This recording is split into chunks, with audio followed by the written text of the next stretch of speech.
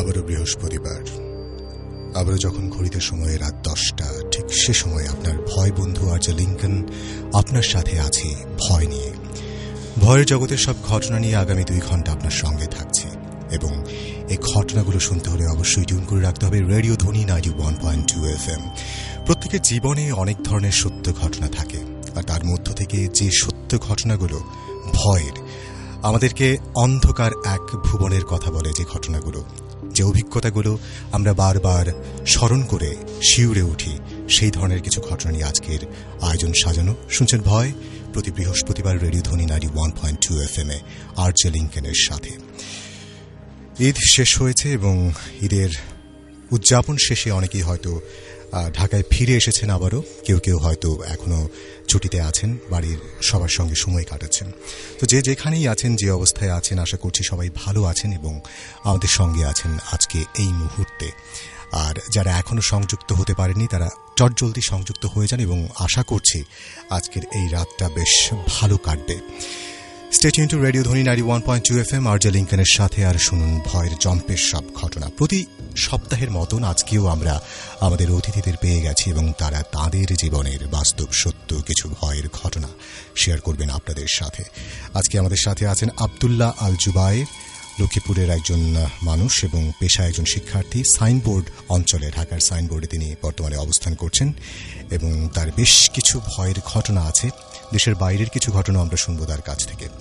এবং তারপর আমাদের সাথে সংযুক্ত হবেন সৌরভ, কুমিল্লার মানুষ এবং যাত্রাবাড়িতে তিনি থাকেন, তিনিও পেশায় একজন শিক্ষার্থী। আমরা একে একে সবার ঘটনা শুনবো। প্রথমেই আব্দুল্লাহ আল জুবায়ের কাছে আমরা যাব, অ্যান্ড জুবায়ের সঙ্গে একটু কথা বলে আসি। জুবায়ের, কেমন আছেন? হ্যাঁ, আলহামদুলিল্লাহ, বেশ ভালো আছে। ঈদ কেমন কাটলো, এবং সব মিলিয়ে এবারের ঈদটাকে আপনি কেমন করে দেখছেন? করোনার জন্য আমরা তো সেভাবে আসলে সেলিব্রেট করতে পারিনি। আপনার কেমন লেগেছে এবারের ঈদটা? এবারের ঈদ ইতিপূর্বের ঈদগুলো থেকে অনেকটাই ডিফারেন্ট ছিল, কারণ করোনা ভিতরে যেহেতু ঈদটা উদযাপিত হয়েছে, সবকিছু মিলে আগের মতো এক ধরনের মজাটা এই ঈদে ছিল না, তবুও বেশ ভালোই কেটেছে আলহামদুলিল্লাহ। অলরাইট, সো আমরা ঘটনাতে যাব আব্দুল্লাহ জুবায়ের। আর ধন্যবাদ আমাদের সাথে সংযুক্ত হওয়ার জন্য। এই করোনার মধ্যেও আপনি এসেছেন এবং আপনার ঘটনা আমাদের সঙ্গে শেয়ার করবেন, সেজন্য আমরা সত্যি আনন্দিত। আমরা আজকের ঘটনা শুরু করব। আব্দুল্লাহ আল জুবায়ের কাছে যাচ্ছি। আব্দুল্লাহ আল জুবায়ের, আপনি পেশায় একজন শিক্ষার্থী, আমরা শুনেছি। সো আজকে এই যে ঘটনা আমাদেরকে বলতে এসেছেন আপনি, মূলত আসলে আপনার এই ইচ্ছেটা কেন জাগলো? ইচ্ছেটা জাগার কারণ অনেক বছর ধরে শুনছি, তো চাইছিলাম যে আমারও তো অনেকগুলো ঘটনা আছে যেগুলো আমি শেয়ার করতে পারি। অলরাইট, আমরা একেবারে প্রথম ঘটনাতে যাব। আপনার বড় চাচার ঘটনা। তিনি যুক্তরাষ্ট্রের নিউ ইয়র্কে থাকেন, এবং সেখানে তাদের যে বাড়ি, সেখানে একটা ঘটনা ঘটে তাদের সাথে, খুব হরর একটি ঘটনা। আমরা সেই ঘটনা দিয়ে আজকের অনুষ্ঠান শুরু করছি। আমার জেঠু জি পেশায় একজন চালক ছিলেন। আচ্ছা। তো একটা লটারিতে ওনারা আমেরিকার একটা পান, তো সেখানে যাওয়ার পর লটারিটা পেয়েছিলেন অলমোস্ট 22 থেকে 23 বছর আগে। আচ্ছা। তো লটারিতে ওনারা আসলে পুরো ফ্যামিলি প্যাক যেহেতু পেয়েছিলেন, তো পুরো ফ্যামিলি নিয়ে চলে গেছিলেন ওখানে যাওয়ার পর আসলে উনি পেশা হিসেবে কি বেছে নেবেন তা অনেকদিন ধরে ভাবছিলেন। জি। তো থাকার জন্য একটা বাড়ি দেখলেন, খুবই অল্প দামের মধ্যে, চিপ প্রাইসের মধ্যে পেলেন। তো বাড়িটা ছিল খুব পুরনো, আর তখন নিউ ইয়র্ক বা ওনারা যে পাশটাতে ছিলেন আর কি, ওই পাশটা ততটা উন্নত বা ওই রকম কিছু ছিল না। তবু বাড়িটা বেশ সুন্দর ছিল, যদি একটু পুরনো। বাসার সামনে একটা সুন্দর বাগান করার মতো একটা সুন্দর জায়গা ছিল। কিন্তু এর মধ্যে মজার ব্যাপার হচ্ছে পাশে একটা কুয়ো ছিল, যেটা ছিল অনেক বেশি পুরনো, মানে 4-5 শ্যাওলা পুরো আছে অনেকটা এমন। আচ্ছা। তো চাচা উনি ওনার হ্যাবিচুয়ালি স্মোক করেন এখনো, তখনও করতেন। তো সাধারণত কাজ শেষে রাতে বাসায় ফিরলে 10টা বা এরকম 11টার পরে উনি ছাদে বসে বসে আর কি স্মোক করেন। আচ্ছা। তো প্রায় সময় একা একাই থাকেন, ওনার সাথে আসলে ওনার ওয়াইফ বা ওনার ছেলে মেয়েরা কেউই থাকে না। তো অল্প কয়েকটা দিন পর, ওই বাসাতে ওঠার কয়েকটা দিন পরে একদিন হঠাৎ দেখলেন যে আসলে কুয়োর পাশটা থেকে কে যেন হাঁটে। আচ্ছা। খুব মানে আশপাশেই ঘোরাঘুরি করে, শুধু একটা ছায়া টাইপের এমন কিছু দেখা যায়, এছাড়া অন্য কিছুই দেখা যায় না। তো উনি আসলে ব্যাপারটা, যেহেতু স্মোকের মধ্যে থাকেন, তো উনি ব্যাপারটা অনেক গভীরভাবে ওইভাবে কোনো কিছু দেখেন সাধারণত দেখতেন না। তো এরকম একদিন দেখলেন, 2 দিন দেখলেন, 4-5 দিন দেখলেন, এমন মানে দেখাটা এক প্রকার লাগাতার হতে লাগলো যে প্রতিদিনই তো দেখতেছে আসলে বিষয়টা কিরকম। তাও উনি স্বাভাবিকভাবে নিলেন যে আসলে ব্যাপারটা অত গভীরভাবে দেখা বা কি আছে, থাকতেই পারে। তো কয়দিন বাদে ওনার ওয়াইফ মানে আমার বড় চাচি একদিন সকালে ওনার ওই যে বাসার সামনে যে বাগান করার জায়গা, ওইখানে পানি দিতে গেলেন। তো দিচ্ছেন হঠাৎ করে একটা সময় দেখলেন যে অনেক জোরে কিসের যেন একটা বাতাস লাগলো ওনার গায়ের মধ্যে, ওনার উন্নাটা পড়ে গেল গা থেকে। আচ্ছা। তো উনি আসলে কিছুটা হতবিহ্বল হয়ে বসে পড়লেন এবং খানিকটা চিৎকার করলেন যে হায় কি ব্যাপার, কি লাগলো। তো বিষয়টা দেখে ওনার বড় ছেলে রাকিব দৌড়ে গেল যে হ্যাঁ মা কি হলো, আপনি হঠাৎ করে বসে পড়লেন, চিৎকার করলেন কেন? তো উনি বললো যে আমার মানে শরীরে আমি অনেক জোরে একটা বাতাস অনুভূত করলাম, কিন্তু আসলে বিষয়টা কি আমি বুঝলাম না। তো রাকিব ভাইয়া বিষয়টা আসলে কিভাবে নিবে যে আসলে হ্যাঁ বাতাস হয়তো বা স্বাভাবিকভাবে এমনিতে আবহাওয়ার একটু খারাপ থাকলে বা বৃষ্টি হবে এমন কোনো আবহাওয়া থাকলে অবশ্যই বাতাস একটু জোরে চলাচল করেই, তো হয়তো বা অমন টাইপেরই কিছু। তো এইভাবে উনি বাসায় নিয়ে গেলেন। বাসায় এরপরে স্বাভাবিকভাবে আরো কয়েকটা দিন গেল। এরপরে একদিন হঠাৎ করে ওনার ছোট মেয়ে আয়েশা, ও 2 তলা থেকে পড়ে গেল ঠাস করে, সিঁড়ি বেয়ে পড়ে যাওয়ার পরে ভীষণ ভাবে আহত হলো, একেবারে হাত পা ভেঙে মানে খুব বাজে অবস্থা। সাধারণত 2 তলা থেকে পড়লে এমনটা অনেক সময় হয় না, মানে সাধারণত 2 তলা থেকে পড়লে কি বা হয়, কিন্তু উনি মানে পায়েও ব্যথা পেলেন অনেক, হাতে, এছাড়া অনেক জায়গায় ব্যথা পেয়েছে। তো আঙ্কেল বিষয়টা দেখার পরে যে বললো আসলে ওই দিন আমার ওয়াইফ এমন হইলো, এখন আবার আমার মেয়েটা এমন বড় ভাবে ইনজুর্ড হলো, কারণ কি? তো এই নিয়ে ওনারা আসলে অনেকজনকে বললেন যে এমন কিছু মানে ভূত প্রেত বা এমন কিছুর কোনো কিছু আছে কিনা।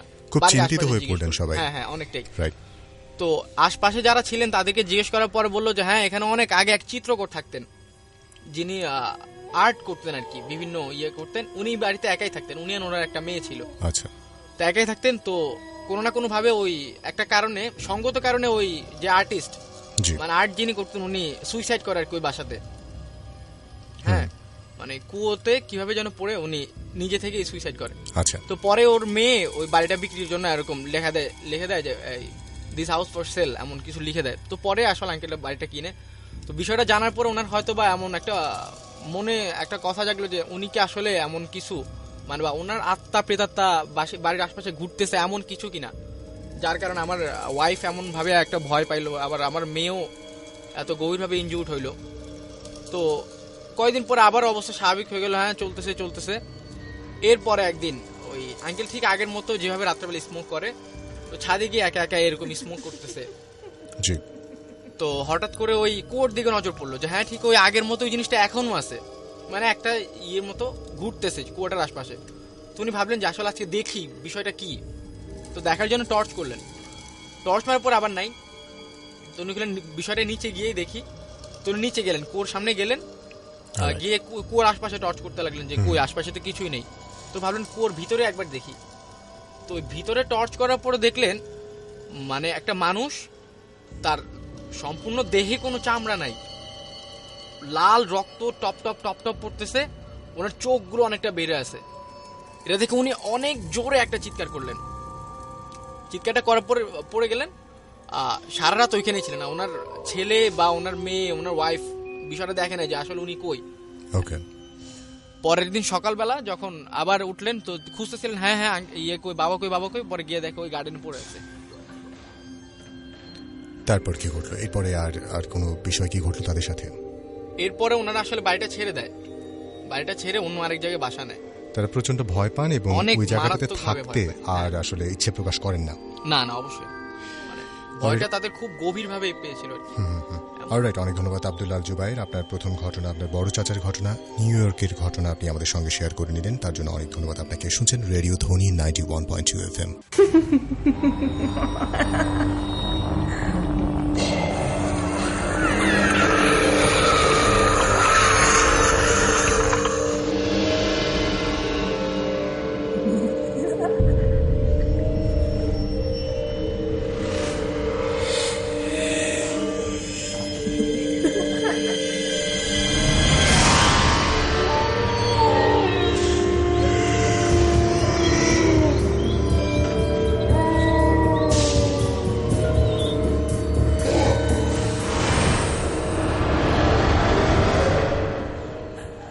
চলে যাচ্ছি আবারও আব্দুল আল জুবায়ের আপনার কাছে। আপনার পরবর্তী ঘটনা, আপনার গ্রামের কবরস্থানের একটি ঘটনা আপনার জানা আছে, মানে আপনার নিজের সাথেই ঘটেছে। আপনারা বন্ধুরা মিলে হইহুল্লোড় করতে করতে একটা দুর্ঘটনা ঘটে যায় আপনাদের সাথে, সেইটা এবার শুনবো। জি প্লিজ। ঘটনাটা আজ থেকে 4 কিংবা 5 বছর আগে, যখন আমরা প্রায় নিয়মিত গ্রামে যেতাম। আচ্ছা। শেষের 2 বছর আমরা যাইনি তো লক্ষ্মীপুরে। হ্যাঁ, লক্ষ্মীপুরে। জি। আমরা ফ্যামিলির সাথে গ্রামে ঈদ করতাম, সেটা রোজা হোক বা কুরবানি হোক, প্রতিটা ঈদই। জি। এছাড়া অন্যান্য অকেশনে যেতাম, কিন্তু শেষে কয়েক বছর যাওয়া হয়নি। তো তখন এমন ছিল যে আমরা আসলে ঈদের রাত্রে, যেটাকে চাঁদ রাত বলে গ্রামে, তো এই রাতে আমরা আমাদের গ্রামের আশপাশে যেমন মানে কাজিনরা থাকতো, আমাদের গ্রামের যেসব ফ্রেন্ডরা থাকতো, আমরা সবাই মিলে হাইড এন্ড সিক খেলতাম। মানে ওই বলে না পলাপলি বা এই টাইপের খেলতাম। এটা অনেক রাত পর্যন্তই খেলতাম। আসলে ওই দিন তো বাসা থেকে কোনো বাধা থাকতো না যে এই বাসায় চলে আসতে হবে, এমন কিছু, দ্রুত আসো। তখন রাত ভর আমরা খেলতাম, দৌড়াদৌড়ি করতাম, হইহুল্লোড় করতাম, চিৎকার চেঁচামেচি করতাম পুরো গ্রাম জুড়ে। আচ্ছা। তো অন্যান্য ঈদের মতো ওইবারও আমরা আসলে এমনটা খেলতেছিলাম প্রায় অনেকজন মিলে। জি। আর আমাদের গ্রামটা, আমাদের মানে যে বাড়ি আর কি, ওই বাড়িটা হচ্ছে আমাদের একটা কবরস্থানের পাশেই।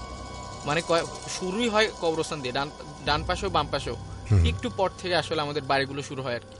ভেতরে আর কোনো কবরস্থান বা এমন কিছু নাই। তো ওই জায়গা দিয়ে আসলে যখনই যেতাম তো একটা ভয় কাজ করতো যে আসলে কবরস্থান দিয়ে বাসার ভেতরে ঢুকতেছি। খুব স্বাভাবিকভাবে, যেহেতু কবরস্থান এবং রাতের বেলা যদি হয়। হ্যাঁ, দেখা গেছে আমরা যখন মাগরিবের নামাজ পড়তে যেতাম, বেশি নামাজ পড়তে যেতাম, তখন খুব ভয় থাকতাম। আর গ্রামে ভেতরে ঢোকার সময় এমন চিৎকার করতে করতে ঢুকতাম যাতে করে আমরা একটু সাহস পাই। তো ওই দিন আমরা খেলতেছিলাম, আসলে আমরা সবাই তখনও অত বড় তো কেউ না, মানে 20-21 এমন বয়স হতো এমন কেউ ছিল না। আমাদের সাথে যারা ছিল তারা সবাই প্রায় 14-15 বছর এমন বয়সী।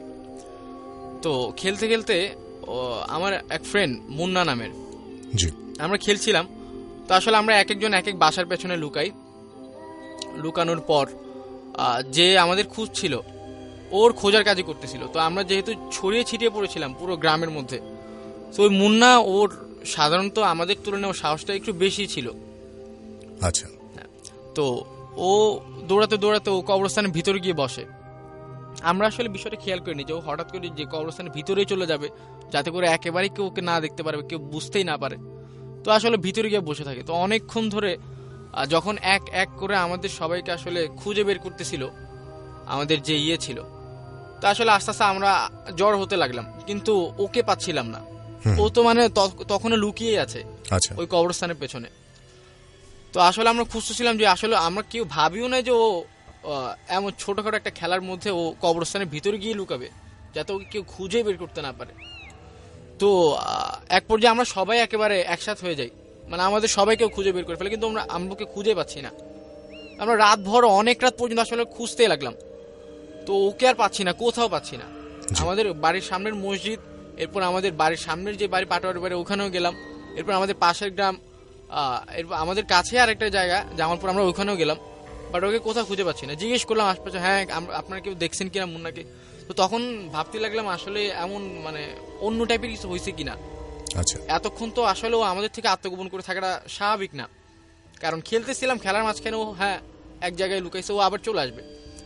তো খুঁজতে খুঁজতে খুঁজতে আর না পাওয়াতে আমরা আসলে বিষয়টা কাউকে বলিও নাই যে হয়তো চলে আসবে, কোথাও গেছে অথবা কেউ ওকে ডাকছে এমন কিছু। তো আমরা বাড়িতে চলে আসি প্রায় তখন এই 1টার কাছাকাছি সময়। তো বাড়িতে চলে আসি পর আমরা খেয়ে দিয়ে আবার ওই রাতে সাধারণত আমরা ঘুমাতাম না, এখনো ঘুমাই না। আসলে চাঁদ রাতের সময় কেউ ঘুমাতে চাই না, যে অনেকদিন পরে এমন একটা রাত পেলাম, এখন আবার কি ঘুমাবো। তো আমরা ওই আমাদের পুকুর পাড়ে ইয়েদের মিজান ভাইদের বাসার সামনে একটা পুকুর ছিল, বড় একটা পুকুর, যার মধ্যে ড্রেজারের খাদ বা এই টাইপের অনেক কিছু। তো ওইখানে বসে আছি অনেকক্ষণ ধরে। তো চিন্তা করতে লাগলাম যে আসলে মুন্না ছেলেটা কই গেল, আমাদেরকে একবার জানালো না। মানে সবাই বেশ চিন্তিত অবস্থায়, সবাই এক প্রকার চিন্তিতই, খুঁজে পাওয়া যাচ্ছে না তাকে, না কোথাও। জি। পরে অনেকক্ষণ আমরা হাঁটতে থাকলাম রাত্রেবেলা, তো ভাবলাম হয়তো ও আশপাশে আছে বা অন্য কোনো বাসার ভিতরে বা কোনো আন্টি ওকে ডাকছে। তো এমন করতে করতে হঠাৎ করে এই ফজরের আজান দিল। তো বাসায় চলে গেলাম। একটু পরে তো আবার নামাজ আছে, কতক্ষণই বা হবে, আড়াই ঘন্টা বা 2 ঘন্টার পরে তো আমাদের ঈদের নামাজ থাকে। তো ওই হিসেবে প্রস্তুতি নিতে থাকলাম বাসায় গিয়ে, এই মিষ্টি এইগুলো খাচ্ছি। তো তখনও কিন্তু ফেরেই নেই বাসায়। তো এখন আমাদের যখন গোসল টোসল করা শেষ হয়ে গেল, আমরা নামাজের উদ্দেশ্যে বের হয়ে গেলাম। নামাজের উদ্দেশ্যে বের হওয়ার পরে তখন সবাই বলতে লাগলো যে ওকে তো এখনো পাওয়া যাচ্ছে না, ও আসলে কোথায়, বিষয়টা দেখি। তো আমরা দেখলাম যাওয়ার সময় ওই কবরস্থানের পেছনে একটা বট গাছ ছিল। বট গাছ বলতে গাছটা ওরকম টাইপেরই, একটু মোটা। ওর পেছনে যে পর আমরা আসলে বিষয়টা খেয়াল করিনি। তো তখনও আসলে না পাওয়া, আমরা মসজিদে চলে যাই নামাজ টামাজ শেষ করে আসার পথে। তো যখন একটু মানে বেশ আলো, একেবারে অনেকটা সকাল সকাল হয়ে গেল, তখন আমরা দেখলাম যে এরকম একজন পড়ে আছে। তো ওর গায়ের যে পরনে শার্ট ছিল ওটা দেখে আমরা আসলে বুঝতে পারি যে ওইখানে হয়তো বা এটা অন্য কেউ না, এটা আপনার বন্ধু। ওই পরে আমরা আসলে গেলাম, গিয়ে দেখে ও পড়ে আছে। তো ওকে আসলে তখন তো ওর জ্ঞান নাই, তো আমরা ওকে বাসায় নিয়ে গেলাম। বাসায় নিয়ে যাওয়ার পরে ওদের বাসায় আবার নেই, কারণ ওর আম্মু হয়তো বা চিৎকার করবে যে আমার ছেলেকে নিয়ে তোমরা রাতের বেলা খেলছো, ওকে তোমরা ফালায় চলে গেলা কেন, বা ও এমন হইলো কেন। ওর আম্মু কিন্তু জানে না, ও ভাবছে হয়তো বা আমাদের সাথে আছে, আমাদের বাসাতে আছে, যেহেতু মানে আমরা ওই রাত্রে একসাথেই ঘুমাতাম, সবাই সবকিছু নিয়ে চলে আসতাম, আমরা এক ঘরে সবাই একসাথে জড়সড় হয়ে ঘুমাতাম। পরে বাসায় নিয়ে যাওয়ার পরে অনেকক্ষণ ডাকাডাকির পরে চোখে পানি টানি দেওয়ার পরে চোখ খোলার পরে উঠে বসে বলতেছে যে আমি কোথায় কোথায় কোথায়। তো বলার পরে আমরা এরকম এরকম, আমি জুবাইর, ও সাইফুল, ও মিজান। বলার পরে বলতেছে যে আচ্ছা আচ্ছা চিনলাম। তো জিজ্ঞেস করলাম যে তুমি কই গেলা, কিভাবে গেলা ওইখানে, বা তুমি হঠাৎ করে অজ্ঞান হয়ে পড়ে থাকলা, সারা রাত চলে গেল, তোমার কোনো খবর নেই কেন, কিভাবে কি কোনো কিছু ঘটলো কিনা তোমার সাথে। তো ও বললো যে আমি আসলে একসাথে তো খেলতেছিলাম, তো আমরা সবাই একসাথেই। তো আমি তো এক পর্যায়ে মানে আমি এমন ভাবছিলাম যে আমি যদি কবরস্থানের ভিতরে গিয়ে বসি হয়তো তোমরা আমাকে খুঁজেই পাবা না, তো আমি ফার্স্ট বা এমন কিছু হব। তো তখন আমি যখন গাছের পেছনে গিয়ে বসি, আমি অনেক লম্বা একটা আকৃতি দেখতে পাই, যা আসলে আমি শেপটা বর্ণনা করতে পারতেছি এমন কিছু। তো দেখার পরে আমি আগে তো ভাবতাম যে এরকম ভূত প্রেত কি বা হয়, এইসবে বিশ্বাস টিশ্বাস কি করবো। তো যেহেতু সাধারণ আকৃতি থেকে এর খানিকটা না অনেকটাই ডিফারেন্ট, তা আসলে আমার নজর কাটলো যে আসলে কি। তো ভালো করে তাকানোর পরে দেখলাম যে এমন সাদা কিছু একটা পরা লম্বা একটা মানুষ। এটা কি আপনি মানে স্পষ্ট মানে উনি দেখতে পেলেন? হ্যাঁ উনি দেখতে পেলেন, ও দেখলো আর কি। উনি আপনাদেরকে বলছেন? আমাদেরকে বলছে। আচ্ছা, যে আমি দেখলাম যে এরকম সাদা পরা খুব লম্বা, মানে সাধারণ আকৃতির মানুষ এমন হয় না। ওর পা দুটো ওই যে পেছনে দিয়ে ঘুরানো ছিল, তো পা দুটো যখন ঘোরানো ছিল তখনও বুঝতে পারলো যে আমরা তো আসলে লোক মুখে শুনি যে সাধারণত জিনদের পা উল্টো দিকে থাকে। তো ভেবেই নিল যে হয়তো এটা জিন এমন টাইপের কিছু হবে। তো দেখতে লাগলো হঠাৎ করে ওর গলায় ধরছে পরে অজ্ঞান হয়ে গেল। তো এই ছিল ঘটনা। আর এর পরে আর তার সাথে আর এই ধরনের কোনো ঘটনা কি ঘটেছে আপনার জানা মতে? ওর সাথে প্রায় ঘটতো। ওই ঘটনার পর থেকেও এক প্রকার লেগে গেছিল যে প্রায় সময় কোনো গাছের উপরে পাওয়া যেত, মানে কে যেন ওকে নিয়ে ওইখানে রেখে যেত। সারা রাত ওকে খুঁজে না পাওয়া গেল, পরদিন দেখা যেত যে তাল গাছের উপর বা এমন এমন ইয়েতে। অনেক কবিরাজও দেখাচ্ছে এখনো। আচ্ছা, স্টিল না ও ঢাকাতে এখন আছে, তো হয়তো ও শুনছে ওর সাথে এখন এমন হয়। আমরা প্রায় সময় শুনি যে মুন্না হসপিটালে, মুন্নার জ্বর খুব, এরকম এরকম অনেক কিছুই। অনেক ধন্যবাদ আপনাকে আব্দুল্লাহ জুবাইর, আপনার দ্বিতীয় ঘটনা আমাদের সঙ্গে শেয়ার করে নেওয়ার জন্য।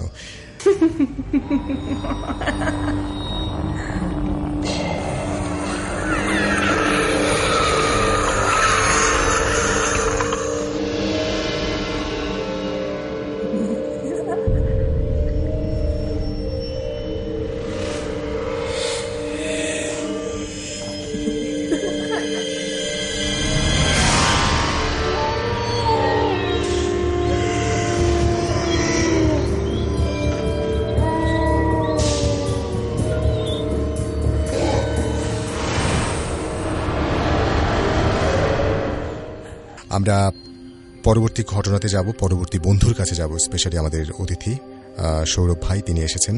তিনি কুমিল্লার মানুষ এবং যাত্রাবাড়িতে তিনি থাকেন, পেশায় একজন শিক্ষার্থী। সৌরভ ভাই, আপনাকে মাইক্রোফোনে স্বাগত জানাচ্ছি। আপনি কেমন আছেন?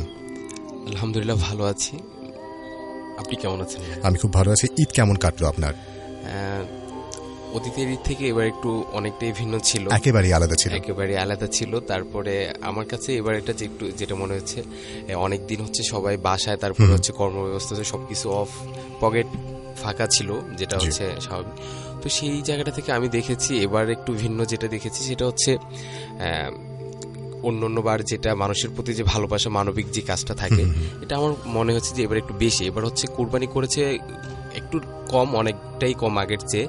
তারপর আমার মনে হচ্ছে যে ভাগে যেটা থাকে মানুষের প্রতি থাকে, সেটা পরও নিজেদের থেকে পাশাপাশি দেয়া, এটা এই বিষয়টা আমার এবার একটু বেশি চোখে পড়েছে। আমরা দেখেছি, একদম ঠিক বলেছেন। আসলে আমরা এই জায়গাটা থেকে আমার একটু ডিফারেন্স ভালো লেগেছে, বা হচ্ছে সবার প্রতি যে একটা মানবিক ভালোবাসা, মানুষের যে একটা বন্ধন, এটা দেখেছি আর কি। ঠিক তাই। আসলে মানুষ হয়ে আমরা যখন অন্যের সঙ্গে বা অন্যের পাশে দাঁড়াই, অন্যের বিপদে দাঁড়াই, তখন আসলে মানুষ হবার এই যে সার্থকতাটা, এবারের ঈদটা সত্যি একটু অন্যরকম। এবারের দুটি ঈদই আসলে একটু অন্যরকম গেছে, রোজার ঈদ এবং এই কোরবানির ঈদ, ঈদ উল ফিতর এবং ঈদ উল আজহা। এবং করোনার জন্য সারা পৃথিবী যখন অস্থির, প্রচুর মানুষ যখন মারা যাচ্ছে, প্রচুর মানুষ যখন আক্রান্ত হচ্ছে, যখন আর্থিকভাবে আমরা সবাই ক্ষতিগ্রস্ত হচ্ছি, সেই রকম সময়টাতেও আমরা চেষ্টা করেছি প্রত্যেকটি মানুষ সবার জায়গা থেকে মানুষের পাশে দাঁড়ানোর জন্য। এবং এটাই আসলে ঈদের শিক্ষা, এটাই আসলে স্পেশালি ঈদ উল আজহার শিক্ষা, সবার সঙ্গে শেয়ার করে নেয়া এই নিজের আনন্দটুকুকে। অনেক ধন্যবাদ। আমরা আপনার ভাবনাটা জানলাম, খুব সুন্দর একটি চিন্তা আপনার। সৌরভ ভাই, আমরা এবার ঘটনাতে যাই। আপনার একেবারে প্রথম ঘটনাতে আমি যাব, সেটা আপনার খালার বাড়ির ঘটনা। আপনার খালার বাড়িতে কিছু ব্যাপার ঘটে গেছে এবং আপনি নিজে সেটা উপস্থিত ছিলেন সেখানে, এবং আপনি দেখেছেন, আপনার কাজিন, আপনি, আপনারা সবাই মিলে দেখেছেন সেই বিষয়টা। সেটা যদি আমাদের সঙ্গে একটু শেয়ার করেন, কি ঘটলো সেদিন? সেইটা হচ্ছে 2014 সালের দিকে। আমার খালার বাড়ি হচ্ছে সাইনবোর্ড, নারায়ণগঞ্জের শেষে কাছাকাছি, আর ঢাকার সাইনবোর্ড এলাকা, নিউটন। তো 2014 দিকে আমার খালু জায়গা কিনে হচ্ছে 2008 সালের দিকে। তো পরে হচ্ছে ওনারা ঢাকায় আজিমপুরের দিকে থাকে, ওইদিকে যাওয়ার পরে ওই জায়গাটা মূলত হচ্ছে নিজেদের আয়ত্তে রাখার জন্য, জায়গা দখল করার জন্য, ওই এলাকাটা একদম গ্রাম ছিল, তো নিজেদের থাকার জন্য একটা বাড়ি করে, দোতলা করে জায়গাটা করার জন্য। তো খালা হচ্ছে আমার একটাই কাজিন, ওকে খুব পড়াশোনা, তারপর সব দিক দিয়ে, মানে এলাকায় মানুষ কম ছিল, ওইদিকে একদম বিল, তারপর অনেকের জায়গা কিনে দেয়াল করে রেখে গেছে, তারপর হচ্ছে পরে হচ্ছে করবে আর কি, পানি টানি ছিল এইসব এলাকায়। তো ও সবসময় চাপে থাকতো, আমি গেলে বাসায় বা মেহমান আসলে তো ও একটু ফিরে পেত, মানে হচ্ছে ছাড় পেত আর কি। তো আমি একবার যাই, অনেক সময় তো একবার হচ্ছে আমি আর ও যাওয়া হয়, তো আমি যাই ওখানে ওদের বাসায়। তো আমার সাথে প্রায় গেলে রাতে আড্ডা হয় আমাদের। তো একদিন আমরা রাতে আড্ডা করি, ওদের আমাদের খালার ছাদের উপর আড্ডা করে, মানে একটু গ্রামের পাশ, তো আমি তখন আজিমপুরে থাকি। তো ওই দিকে গেলে একটু রাতের বেলায় যে বিল টাইপের, তো ওই দিকে গিয়ে রাস্তার মধ্যে হাঁটতে বা বসে আড্ডা মারতে আমার ভালো লাগতো। ও ভাইয়া আসছে, চলে যাই। তো আমরা একই রুমে থাকতাম, তো খালু ঘুমায় গেলে আমরা নিজেদের মতো করে এলাকায় একটু ঘুরে দেখতাম রাতের বেলা। তো একদিন যাই, ওদিন তখন রাত, আমরা বের হই 11টার পর। তো একটু ভিতরে, ওইটা হচ্ছে পুরোটাই বিলের মতো, এই পাশে আবার ধান খেত, আবার হচ্ছে অনেকটা খালি জায়গা, পানি। তো আমরা রাস্তার একটু ওই যে ইটা ফালানো দিয়ে এরকম রাস্তা আর কি। তো আমরা রাস্তায় বসেই এই দেয়ালের উপর বসে বসে অনেকক্ষণ গল্প করতেছিলাম। তখন গল্প করতে করতে প্রথমে একটু ঘুরে নিয়ে পরে গল্প করতে তখন অনেকটা সময় হয়ে যায়। হঠাৎ আমাদের থেকে, আমরা যেখানে বসেছিলাম 3 রাস্তার একটা মোড় বলে আর কি, এটা একটু সামনে একটা পানি, খালি জায়গা, ওটার পানি ছিল, কি যেন একটা পানিতে ঝাঁপ দিল, একটু জোরে শব্দ হলো। আর ওই এলাকাটা ছিল তখন 14 সালের দিকে ছিল, মানে আমার খালুদের যে বিল্ডিংটা দোতলা, নিজেদের থাকার মতো, আর আশেপাশে 2-1টা ছোট ছোট ছিল, যারা নিজেরা থাকতো, আর তেমন কোনো মানুষই ছিল না, একদম চুপচাপ নিরিবিলি একটা এলাকা ছিল। তো আমি বললাম, কি হলো, কি ওরা? তো ও বললো যে ভাই কিছু একটা হয়তো হয়েছে, তেমন হয়তো দেয়াল ভেঙে গেছে বা কিছু একটা পড়ছে পানির মধ্যে। আচ্ছা, তারপর আমরা আবার গল্প করতেছি, আবার কিছুক্ষণ পরে কিছু একটা এরকম অনেক জোরে পানির শব্দ হলো। তো ও বলতেছে আচ্ছা ভাই আমি দেখে আসি কি। আমি বলি না তুমি যাওয়ার দরকার নেই, চলো আমরা বাসায় চলে যাই। জি, বাসায় চলে যাই, রাত অনেক হয়েছে, চলো বাসায় চলে যাই। ও বলে না ভাই দেখে আসি, সমস্যা নেই। তো আমি বলি আমি আসি না, তুমি বসো আমি দেখে আসি। ওকে। ও যায়, ও গিয়ে অনেকক্ষণ দেখে মানে কিছুই দেখতে পায় না ওখানে, যে পানি যে একটা কিছু যে পড়েছে পানির কিন্তু এখনো নড়তেছে। ও চলে আসে, ভাই কিছু পাচ্ছি না। তো আমি বলছি আচ্ছা হয়তো কিছু একটা এই যে বড় ইয়ে থাকে না, এই আইরোল বা সাপ, গুই সাপ, এরকম কিছু একটা হয়তো পড়েছে। তো আমরা আবার বসে ও বলে যাক আর একটু গল্প করে চলে যাবো বাসায়। তখন 1টা বেজে গেছে প্রায়। তো একটু গল্প করতে আবার এরকম একটা শব্দ হয়। এবার আমার হচ্ছে ভয় লেগে যায়। ও একটু যদি ওইদিকে থেকে কিছুদিন একটু সাহস হয়ে যায়, কিন্তু আমার একটু ভয় কাজ করছিল। কারণ ওই পাশটাতে আমি বা অনেকদিন গ্রামের পাশে থাকা হয় না, গ্রামে যাওয়া হয় না প্রাইমারি শেষের পরে। তো আমার ভয় কাজ করতেছিল। ও বলছে চলো ভাই এবার দুজনে যাই। আমি বলি না এবার বাসায় চলে যাবো। তো বলতেছে না চলো এবার দেখে আসি বিষয়টা কি, তুমি কি আমাকেও বলতেছে তুমি কি ভয় পাচ্ছ। তাই আমি বলি না ভয় পাচ্ছি না, চলো আমরা চলে যাই, রাত তো অনেক হয়েছে, এটা কি হয়েছে সেটা দেখার বিষয়। ও একটু জোরাজুরি করে যে চলো দেখে আসি এরকম কিছু একটা। তো আমি যাই ওর সাথে, গিয়ে অনেকক্ষণ খোঁজাখুঁজি করি। পানি নড়তেছে কিন্তু হচ্ছে কি ছিল সেটা দেখতে পারছি না। তো আমার তখন মানে গায়ের পশম একদম ইয়ে হয়ে গেছে, কিন্তু আমি ওকে বুঝতে দিইনি যে আমি অনেক ভয় পাচ্ছি। কারণ বারবার 3টা শব্দ হচ্ছে, পানি নড়তেছে, আমরা কিছু পাচ্ছি না। একটু যদি বলতেন যে আসলে শব্দটা কেমন ছিল, কি ধরনের শব্দ আপনারা শুনতে পেতেন? শব্দটা যে একটা মানুষ যে আমরা হঠাৎ করে ঝাঁপ দেয় না পানির মধ্যে, একটা বিকট আওয়াজ হয় পানির, একদম এরকম টাইপের। আমরা পুকুরে যে লাফ দিয়ে হঠাৎ করে বাচ্চারা খেলাধুলা, এইরকম একটা বেশ জোরে সোরে একটা শব্দ ছিল। তারপরে আমি আমার পশম একদমই, শরীরের পশম একদমই হয়েছে, আমি ভয়ে অনেক পরে ওকে নিয়ে আমি চলে আসি। আমরা ওই 3 রাস্তার জায়গা মোড় থেকে আমরা বাসায় আসতে আবার প্রায় 8-9 মিনিট হেঁটে হেঁটে আসি। তো আমার বারবার কেন যেন মনে হচ্ছে পিছু থেকে আমাদেরকে কেউ আসতেছে, মানে আমাদের পিছনে কেউ আসতেছে, কিছু একটা ফলো করছে। আমার মনে হচ্ছে এটা কি দেখতে পেয়েছেন নাকি অনুভব করেছেন? হ্যাঁ অনুভব করতেছি যে শব্দ হচ্ছে আমাদের পাশে হেঁটে হেঁটে আসতেছে। ভাই আবার আমি থেমে যাই, আচ্ছা কি হলো বলো তো। ওর নাম হচ্ছে নাফিস, যে নাফিস কি হলো, এখন কিছু একটা শব্দ পাওয়া। ও বলে না তো ভাইয়া। তো আবার হাঁটা শুরু করি। তো এই এলাকায় ধান ক্ষেত আর কি, ধান গাছটি একটু বড় বড়, এখনো ধানের আসেনি। তো আবার মনে হচ্ছে যে ধান ক্ষেত দিয়ে কিছু একটা দৌড় দিচ্ছে এরকম। তো আমার এই বিষয়গুলো হচ্ছে বেশ ভয়ের কাজ করতেছিল। অনেকদিন পরে এরকম সামনে বাইরে কি একটা হচ্ছে, আবার ভাবতেছি যে মনের ভয়, এত রাতে হয়তো এরকম কিছু একটা। তো আবার চলে আসি, তো বাসার সামনে একদম বাসায় চলে আসি সব ভয় করে। এখন আমরা যাওয়ার যখন রাতে 11টায় বের হই যে এলাকায় হাঁটাহাঁটি করার জন্য, তখন আমরা বাসার ছাদের যেই একটা গেট থাকে সেখানে তালা দিয়ে যাই, ওর কাছে চাবি। আমরা ভাবছি কিছুক্ষণ ঘোরাঘুরি করে ছাদে এসে আড্ডা দিব। তো এখন দেখতেছি বাড়ির নিচে আসার পরে যে ছাদের উপরে কয়েকজন গল্প করতেছে এরকম একটা। অথচ আমরা যাওয়ার আগেই খালাখালু ঘুমাই গেছে। আর এখন ওই ছাদের চাবি হচ্ছে একমাত্র নাফিজের কাছে। এখন ওখানে কে, তো বলে কে, আর এলাকা থেকে এমন না যে ভাইয়া বা অন্য কেউ আসবে, বন্ধু বান্ধবরা এসে আড্ডা দিচ্ছে এরকম কিছু। আর ওঠারও কোনো জায়গা নেই, এই তালা খোলা ছাড়া, গাছ বা কিছু নেই। তো তখন আমার আরো কাজ করলো। তো আচ্ছা বলো, আচ্ছা তো ওকে বললাম আচ্ছা ও দেখি উপরে গিয়ে কি হচ্ছে। তো খোলার পরে গেলাম, দেখি না কিছু নেই, কিন্তু এমন একটা কিছু যে হ্যাঁ কয়েকজন লোক ছিল এরকম একটা বিষয়, যে আড্ডা মারতেছিল, এরকম কিছু একটা কিছু পড়ে আছে, কাগজ টাগজ পড়ে আছে, মনে হচ্ছে যে হ্যাঁ এখানে কিছু একটা ছিল। আমার তখন মানে আমি পারছি না যে আমি ছাদ থেকে নিচে এসে ওর রুমে, মানে আমরা রুমে ঢুকবো। ও তেমন বলতেছে না, মনে হয় কিছু একটা মনের, বা পাখি টাখি রাতে যে পেঁচা বা একটা এক ধরনের কনফিউশন আপনাদের মধ্যে ছিল যে হয়তো বা এটা সেরকম কিছু নয়, এটা কোনো পাখি বা কোনো এই ধরনের কোনো প্রাণী হতে পারে। ও বুঝতে পারছে যে আমি ভয় পেয়ে গেছি। ও বলতেছে ভাই তুমি ঢাকা থেকে আসছো, তো মানে ওই পাশ থেকে আসছো, এদিকে এমন কিছু না, হচ্ছে গ্রাম এই পাশটাতে অনেক সময় যে রাতের বেলা পাখি ইয়েটে থাকে, ওই সব কিছু একটা রাতে ছাদের উপর বসে আমি প্রায় ইয়ে করি।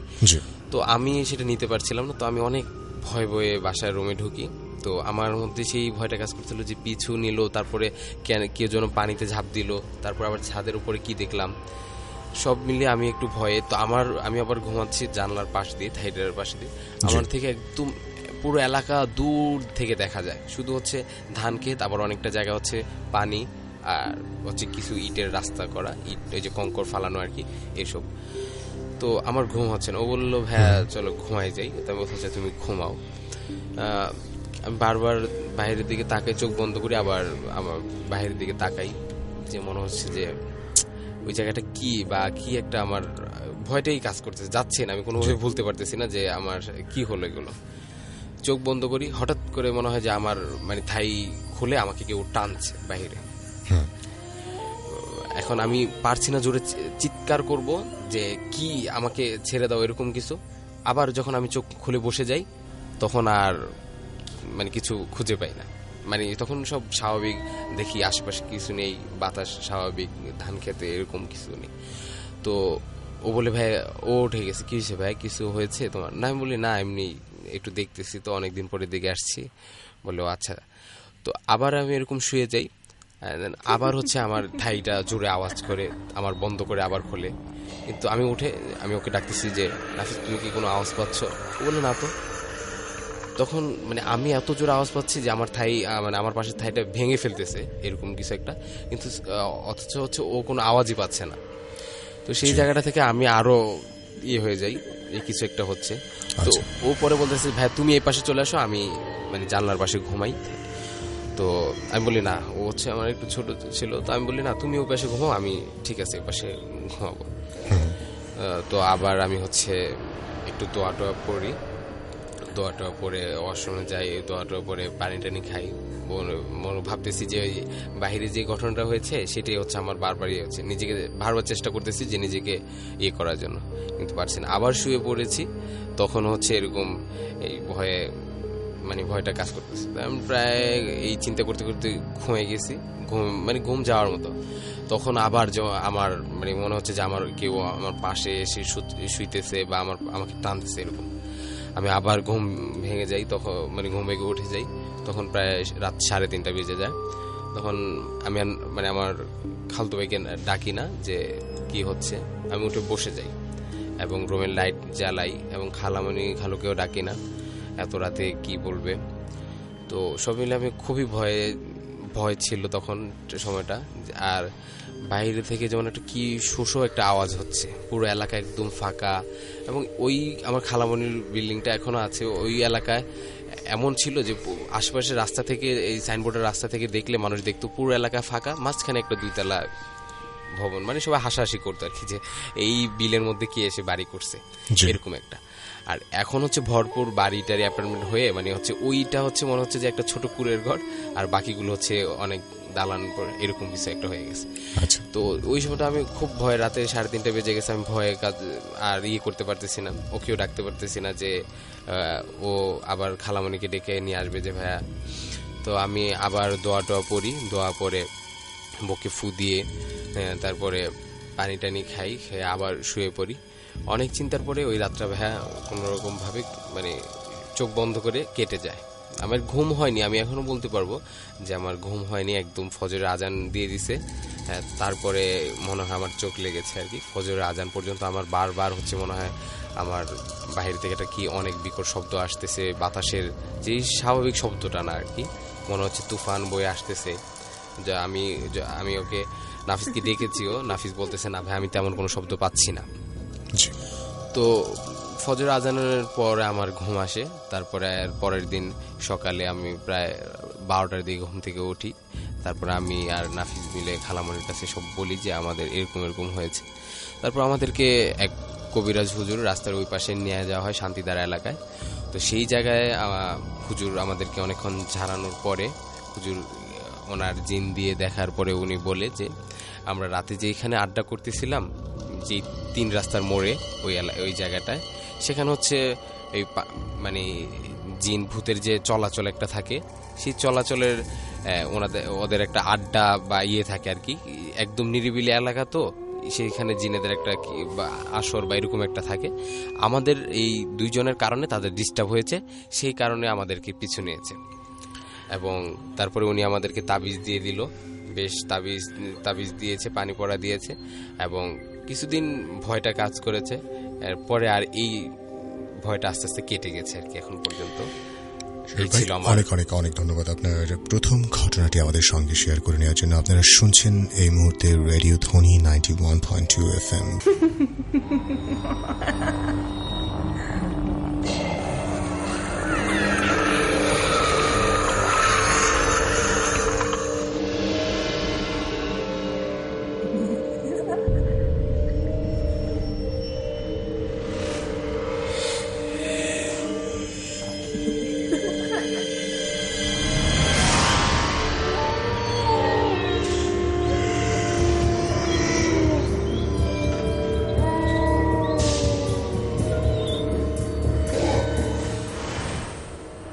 আমাদের সঙ্গে আছেন সৌরভ। আমরা তার প্রথম ঘটনা শুনেছি, আমরা সৌরভের পরবর্তী ঘটনাতে যেতে চাইছি। নারায়ণগঞ্জের একটি ঘটনা রয়েছে সৌরভ, সেটা আপনার বন্ধুর কাকার ঘটনা। তার এটা বেশ স্যার একটি ঘটনা, ভয়ের ঘটনা অফকোর্স, এবং সেই সঙ্গে ভীষণ স্যার একটি ঘটনা। আমরা এই ঘটনাটি শুনবো এবার। জি, সেটা হচ্ছে আজ থেকে 3 বছর আগে আমার বন্ধুর কাকা, তিনি হচ্ছে ওনার বন্ধুর বাড়ি থেকে গল্প করে রাতে ফিরছিলেন। প্রায় গল্প করতে করতে অনেক রাত হয়েছে। সেটা বন্ধুরা একসাথে হলে চাচু তখন ইউনিভার্সিটিতে পড়াশোনা করে, তো অনেক রাত হয়ে গেছে। তো চাচু হচ্ছে যে এই ফ্রেন্ডের বাসায় গল্প করছিল, সেখান থেকে আসতে চাচুর ফ্রেন্ডদের বাসায় প্রায় 20 মিনিটের সময় লাগে। তো চাচু হচ্ছে রাস্তা দিয়ে আসতে একটু বেশি সময় লাগবে, সেই জন্য হচ্ছে শর্টকাটে আসার জন্য একটু এলাকা মানে ঘুরিয়ে পুড়িয়ে একটু ভিতর দিয়ে আসার চেষ্টা করছিল, মানে যাচ্ছিল আর কি। তো সেখান দিয়ে হচ্ছে অনেকগুলো এক পাশে কবরস্থান, আবার হচ্ছে বড় গাছ, এই একটা জায়গা পড়ে। সেই জায়গাটাতে চাচুর তখন পায়ে একটা কিছু খায়, চোট খায়। তো তেমন কিছু মনে করেন, হয়তো রাতে কিছু একটা পড়ে আছে, সেটা লাগছে। লাগার পর একটুখানি ব্যথা পায়, পরে আবার চলে আসে, কারণ রাত তখন তাড়াতাড়ি চলে যায়। তো বাসায় যাওয়ার পরে ওই জায়গাটা রোমে গিয়ে ফ্রেশ হওয়ার পরে দেখি ওই জায়গাটা একটু কালো হয়ে গেছে, মানে পায়ে একটু কালো হয়ে গেছে। তো তখন অনেকক্ষণ ভাবে যে এটা তো তেমন বড় ধরনের চোট খায়নি, কালো হয়ে গেল। তো যাক, ঘুমিয়ে যায় রাতে, তখন অনেক রাত হয়ে গেছে, 2:30 বেজে গেছে। তো হচ্ছে পরের দিন চাচুর ঘুম ভাঙার পরে সকালে অনেক জ্বর চলে আসে, প্রচুর জ্বর। তো জ্বর থাকার কারণে ডাক্তারের বন্ধুদেরকে জানানো হয় যে আমার তো এরকম জ্বর হয়েছে। তো কি বলিস, কালকে ভালো ছিলি, আজকে জ্বর চলে আসলো, রাতে কিছু হলো কিনা? বলে না, রাতে তেমন কিছু হয়নি, তেমন কিছু ওই যে পায়ে যে চোট খেয়েছি সেটাও তো এমন ভাবে নেয়নি যে এটা কিছু একটা হবে। বলছি তেমন তো কিছু হয়নি, মানে সেটাকে আসলে তেমন ভাবে তিনি দেখেননি যে কিছু একটা তো মানে মাথায় ছিল যে আমার রাতে একটা হয়েছে। তো বলছে যে একটু চোট খেয়েছিলাম, তো পাটা একটু কালো হয়ে আছে, মানে যেখানে নখে একটু খেয়েছি। আচ্ছা, তো বলছে যে ব্যথা থেকে হয়তো জ্বর চলে আসছে অনেক। তো পরে 1-2 দিন ওষুধ খায়নি। পরের দিন ওনার বন্ধুর দাদা দাদি ওনারা নিয়ে ডাক্তারের কাছে নিয়ে যায়, জ্বরের ওষুধ দেওয়া হয়। কয়েকদিন 3 দিনের ওষুধ দেওয়া হয়। 3 দিনের ওষুধ খাওয়ার পরও মানে জ্বর কমছে না, আর খাবার খেতে পারতেছে না তেমন করে। আর ওই যে পায়ে যে কালো দাগটা পড়েছিল একটু, সেটা আস্তে আস্তে মানে বাড়তে থাকে, এই নখ থেকে একটু একটু পায়া দিকে ছড়াচ্ছে, একদম কালো হয়ে যাচ্ছে। তো চাচু আর ওরকম ফিল করতেছে যে তখন কি হলো আমার সাথে, মানে একটু পায়ে একটু চোট খেয়েছে। চাচুর বন্ধুরা বলতেছে যে তোর সাথে কি হয়েছিল রাতে? তো এরকম একটা বলছে যে আমার কিছু একটা লেগেছিল। কোথায়? এই কবরস্থানের পাশে একটা তুলা গাছ, বড় অনেক আগের এই তুলা গাছে, সেখানে একটা কিছু। তো প্রথম ভাবছি যে তুলার যেই পড়ে ওইটাতে হয়তো পা লাগছে। আচ্ছা। তো পরে কয়েকদিন গেল, ডাক্তার জ্বর যাচ্ছে না, অনেক জ্বর, একদম শরীর কেঁপে জ্বর ওঠে। আর পা ওই যে পাটা, ওই পাটা অনেক ব্যথা হয়ে থাকে, মানে ওই পায়ের মধ্যে মানে এক ধরনের অবশ হয়ে যায় আর কি, কোনো কিছু বোধ করতে পারে না। আচ্ছা। তো পরে ওই পরিবারে হচ্ছে আমার ফ্রেন্ডের পরিবারে তেমন যে ভৌতিক কিছু একটা যে হতে পারে সেটা কোনোভাবেই মাথায় নিচ্ছে না, যে হয়তো কিছু একটা চোট খেয়েছে সেটাতে ডাক্তারের ভাবে হয়ে যাবে, মানে কোনোভাবে বিশ্বাসই ওরকম করে না তিনারা। তো আবার হচ্ছে এক ডাক্তার চেঞ্জ করে অন্য ডাক্তার, এমবিবিএস ডাক্তার দেখানো হয়। উনি হচ্ছে ওই পায়ের জন্য বলে কিছু ওষুধ দেওয়া হয়, যে এটা যদি না হয় প্রয়োজন আমরা এই জায়গাটা অপারেশন করতে হবে, এরকম কিছু বলে। তো ওরা মেনে নেয়, ঠিক আছে এটা এমন কিছু করব। তারপরে এইভাবেই 10 দিন প্রায় কেটে যায়, কিন্তু ওনার জ্বর ভালো হচ্ছে না, কিন্তু ওই খাবার দাবার কমার কারণে শরীর শুকিয়ে যাচ্ছে আর পায়ের কালো দাগটাও বেড়ে যাচ্ছে। আর আস্তে আস্তে উনি রাতে মানে চেঁচামেচি করার একটু হচ্ছে, কেমন শব্দ করতেছে, মানে আগে যে স্বাভাবিক যেটা ছিল ওনার মাঝে সব সেটা নাই। একটু রাতে মানে পরিচিত মহলে তাকে যেভাবে আসলে জানা যেত, যেভাবে চিনতো তাকে, সেই মানুষটি আর নেই, মানুষটি বদলে গেছে। উনি দিনে রাতে এরকম একটু আওয়াজ করে বলতেছে, আমার সাথে কে এসে শুয়েছে, আমার সাথে কে এসে, মানে কেউ একজন ওনার সাথে শুইতেছে আর কি, এরকম উনি বলতেছে। একটা মহিলা শাড়ি পরা এরকম ওনার সাথে শুইতেছে এরকম বলতেছে। তো কোথায় কই, যখন জোরে জোরে চিল্লাচিল্লি করতেছে তখন বলতেছে, না তোমার পাশে তো কেউ নেই, তুমি কোথায় দেখতেছো? তো এরকম কয়েকদিন যাওয়ার পরে তখন একটু কয়েকজন বললো যে একটু ওকে কবিরাজ দেখানো দরকার, হয়তো কিছু একটা হয়েছে ওর সাথে। তো কবিরাজ দেখানোর কথা বলার পরে প্রথম হচ্ছে ওই ওদের বাড়ির পাশে যে মসজিদ, ইমাম সাহেব দিয়ে ঝাড়ানো হয়। ইমাম সাহেব বলে যে ঝাড়ানো ইনশাল্লাহ ঠিক হয়ে যাবে, হয়তো এটা একটা কিছু হয়েছে। উনি ঝাড়িয়ে দেয় এবং হচ্ছে পানি পড়া দিয়ে যায়। তো না চাচু, এরকম ভাবে খাওয়া দাওয়া কম, আর জ্বর তো অনেক শরীর গরম হয়ে যায়, ওষুধ চলতেছে, ভালো হচ্ছে না। ইমাম সাহেবের ঝাড়া, তারপর পানি পড়া, ভালো হচ্ছে না। উনি রাত দিন সবসময় খালি ওইটাই চিন্তা, মানে জোরে জোরে বলতে থাকে, আমার পাশে কে যেন আমাকে ধরো, আমাকে ধরো, আমাকে নিয়ে যাচ্ছে, এরকম আওয়াজ করতেছে। আচ্ছা। তো আশেপাশে মোটামুটি এই 15 দিনে সবাই পেয়ে গেছে যে ওর এরকম একটা কিছু হয়েছে, পাগল টাইপের হয়ে যাচ্ছে এরকম। আশেপাশে পুরো এলাকা মধ্যে, গলির মধ্যে আলোচনা শুরু হয়ে গেছে যে ওই রাকিবের চাচার এটা হয়েছে, কি একটা হয়েছে, সবাই দেখতে আসতেছে। উনি অনেক চিল্লাচিল্লি করতেছে। তখন বন্ধুর দাদা দাদি, ওর বন্ধুর বাবা, ওরা অনেক মানে ভয় পাচ্ছে যে আমার ভাইটার কি হলো হঠাৎ করে। চাচুর বন্ধুরা সবাই একদম যে কি হয়ে গেল হঠাৎ করে, ওর এই অবস্থা, ভালো ছিল। তো এরকম কয়েকদিন যাওয়ার পরে উনি এরকম পরে ডাক্তার চেঞ্জ করা হয়। ডাক্তার বলতেছিল যে এটা হয়তো রক্তের কিছু একটা হয়েছে, আমরা দেখতেছি তেমন কোনো রোগ ধরা পড়ছে না, কিন্তু ওষুধ দিয়ে যাচ্ছে, যে ব্যথার জন্য ওষুধ দিয়ে যাচ্ছে, ওই দাগের কালো দাগ হচ্ছে, দাগটা করার জন্য এটা কিছুতেই ভালো হচ্ছে না, কিন্তু বলতে পারতেছে না যেটা কি হয়েছে, কিন্তু ট্রিটমেন্ট দিয়ে যাচ্ছে যে এটার পর হয়তো এটা দিলে এটা ভালো হয়ে যাবে। তো এমনি বেশ কিছুদিন যাচ্ছে, মানে উনি আরো চেঁচামেচি, যখন 20-25 দিনের দিকে তো উনি একদম অনেকটাই শুকিয়ে গেছে। মাসখানেক একদম অল্প খাবার খেয়ে, জোর করে একটু একটু খাবার খাওয়ানো হয়েছে, অনেক শুকিয়ে যাচ্ছে। আর ওই যে পায়ের কালো দাগটা আস্তে আস্তে উপর দিকে উঠতেছে, একটা কালো দাগ হয়ে যাচ্ছে, একদম পায়ের পাতা পুরোটাই কালো হয়ে গেছে, নখ থেকে পুরো পাতাটাই কালো হয়ে গেল। তো তখন পরিবারের সবাই একটু ভয়ে ভয়ে রাতে অনেক চিল্লাচিল্লি করে আমাকে ধরে নিয়ে যাচ্ছে, আমাকে ধরে নিয়ে যাচ্ছে।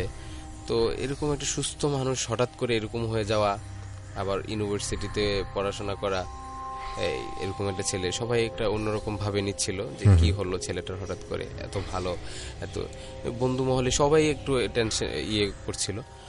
তো পরে আস্তে আস্তে তখন দিনরাত শুধু এই জিনিসটাই বলতেছে যে আমার পাশে কে আসছে। হঠাৎ একদিন রাতে উনি অনেক জোরে করে যে উনি বের হয়ে যাবে, মানে বাইরের দিকে, ওই যে জায়গাটা থেকে চোট খেয়েছিল এদিকে চলে যেতে যাচ্ছে, ধরে রাখা যায় না। কিন্তু আগে যেই স্বাভাবিক থাকার সময় যখন ওনার মাঝে যে শক্তিটা ছিল তার চেয়ে দ্বিগুণ শক্তি, এখন শরীর শুকিয়ে গেছে, ভালোভাবে খাবার খাচ্ছে না, জ্বর যাচ্ছে, তারপর ওনার অনেক শক্তি, পরিবারের সবাই মিলে ওনাকে ধরে রাখতে পারতেছে না, পাশের জনরা আসছে, তারপরে ওইদিকে চলে যায়। তারপর শেষমেশ ওইদিকে অনেক রাতে দূরে চলে যায়, পরে চলে গেছে এক রাতে, পরে বন্ধুরা মিলে অনেক রাতে নিয়ে আসা হয়, পরে হচ্ছে কবিরাজ হুজুরকে দিয়ে ঝাড়ানো হয়, ওই রাতেই নিয়ে আসা হয়, পরে একটু ঠান্ডা হয়, কবিরাজ হুজুর তেল পানি পড়া দেওয়ার পরে তারপর আবার এরকম প্রায় ওনার 28 দিনের মাথায় এরকম আবার এরকম হয়, বাইরে চলে যাবে। পরে হুজুর বলল যে ওনাকে তালা শিকল যেটা দিয়ে কোনোভাবে বাসায় আটকে রাখার জন্য। তো প্রথম দিকে সবাই মানা করে, না একটা ছেলেকে কিভাবে আমরা, এত বড় ছেলে তালা শিকল দিয়ে, নিজেদের কাছে একটা লাগে, আমার ছেলে এমনি অসুস্থ হয়ে আছে, এখন আপনি কি বলেন? বলে না, আপনারা ওকে রাখার জন্য কিছুদিন আমার এই ট্রিটমেন্টটা ব্যবহার করেন। তো অনেক না, আমার বন্ধুর বাবা করতেই চায় না যে না, আমার ছোট ভাইকে আমি এটা কখনো এরকম ভাবে রাখতে পারবো না, আপনি যত তাড়াতাড়ি পারেন আমার ছোট ভাইকে সুস্থ করে দেন। তো পরে জ্বর কোনোভাবে ভালো হচ্ছে না, আর পায়ের কালো দাগ তো বাড়ছেই। তো এরকমভাবে কয়েকদিন চিল্লি 2 দিন, একদম শেষের 2 দিন 28-30 দিনের দিন চাচু একদিন রাতে খুব বিকট শব্দ করে জোরে চিল্লামিচি করে পরে হঠাৎ অজ্ঞান হয়ে যায়। পরে প্রায় সবাই ভাবছে যে ঘুমায় গেছে, বা অনেক দিন যেহেতু এরকম চেঁচামেচি করে রাতে ঘুমায়, তো ঘুমায় গেছে, সবাই ঘুমিয়ে গেলে ওনাকে রুমে রেখে চলে গেছে।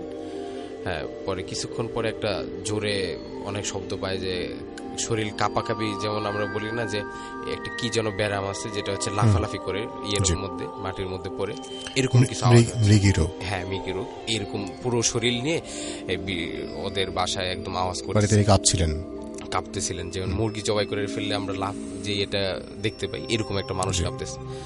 কিছুক্ষণ পরে চাচু আর নেই, চলে যায়।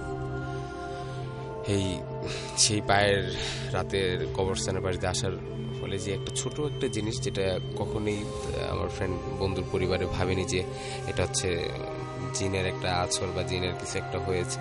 তারা সবসময় যতদিন বেঁচে ছিল ডক্টরের উপরেই পুরোপুরি ছিল, যে ডক্টরের ট্রিটমেন্টের উপরে ভালো হয়ে যাবে বা জ্বর হয়েছে। তো 30 দিনের মাথায় সেই ইয়ের পরে চাচু চলে যায় পৃথিবী ছেড়ে। ছিল আমার ফ্রেন্ডের কাকার ঘটনা। স্যাড এবং হরর ঘটনা শোনালেন আমাদেরকে সৌরভ ভাই, আপনাকে অনেক ধন্যবাদ আপনার পরবর্তী ঘটনা আমাদের সঙ্গে শেয়ার করে নেওয়ার জন্য। আমরা আরও ঘটনা শুনবো, আরও অনেক ঘটনা রয়েছে সৌরভ ভাইয়ের, এবং সেই সঙ্গে আব্দুল্লাহ আল জুবাইরের ঘটনা।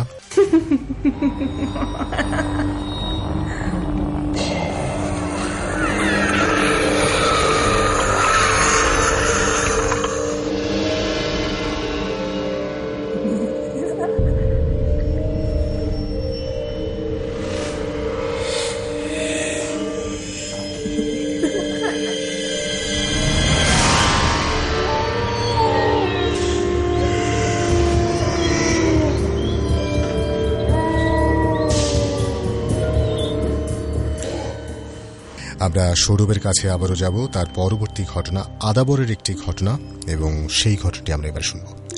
জি, আদাবর 10 নম্বরে যে ঘটনাটা, জি, সেটা হচ্ছে আমার কাজিনের পাশের ভবনে ঘটেছে, এখনো ঘটছে। জি, সেটা হচ্ছে ওনারা 2 বছর আগে সেই ফ্ল্যাটে ওঠে। তো ওঠার পর থেকেই বারান্দায় রাতের বেলা হচ্ছে চেয়ারে বসে বসে একটু সময় কাটানো হয়, গান শুনে।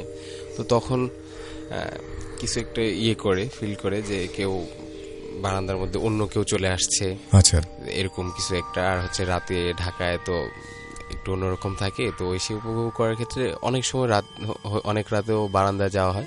তখন মাঝে মাঝেই হয় যে বারান্দায় অন্য কেউ চলে আসছে। অন্য কেউ বলতে আসলে মানে কে আসছে?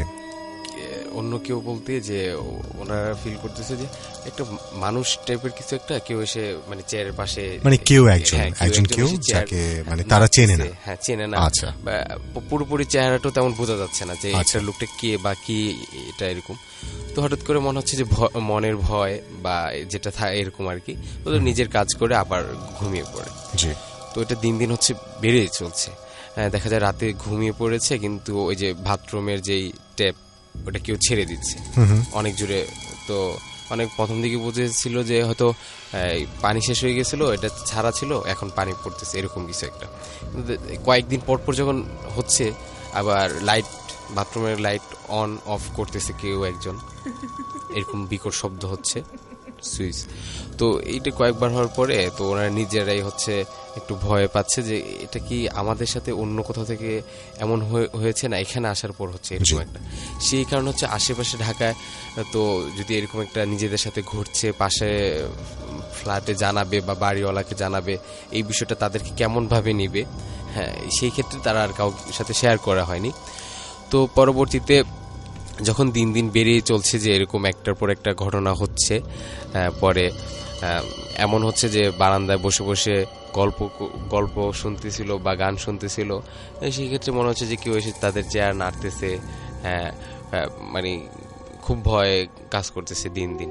তো পরে হচ্ছে সেটা একজন পাশের যে একজন ফ্ল্যাটে ছিল, উনি অনেক দিন, ওদের 2 বছর হয়েছে, উনি ওদের সাথে শেয়ার করে যে আসলে আমাদের এরকম হচ্ছে, এটা কি আপনাদের কিছু হয়েছে কিনা।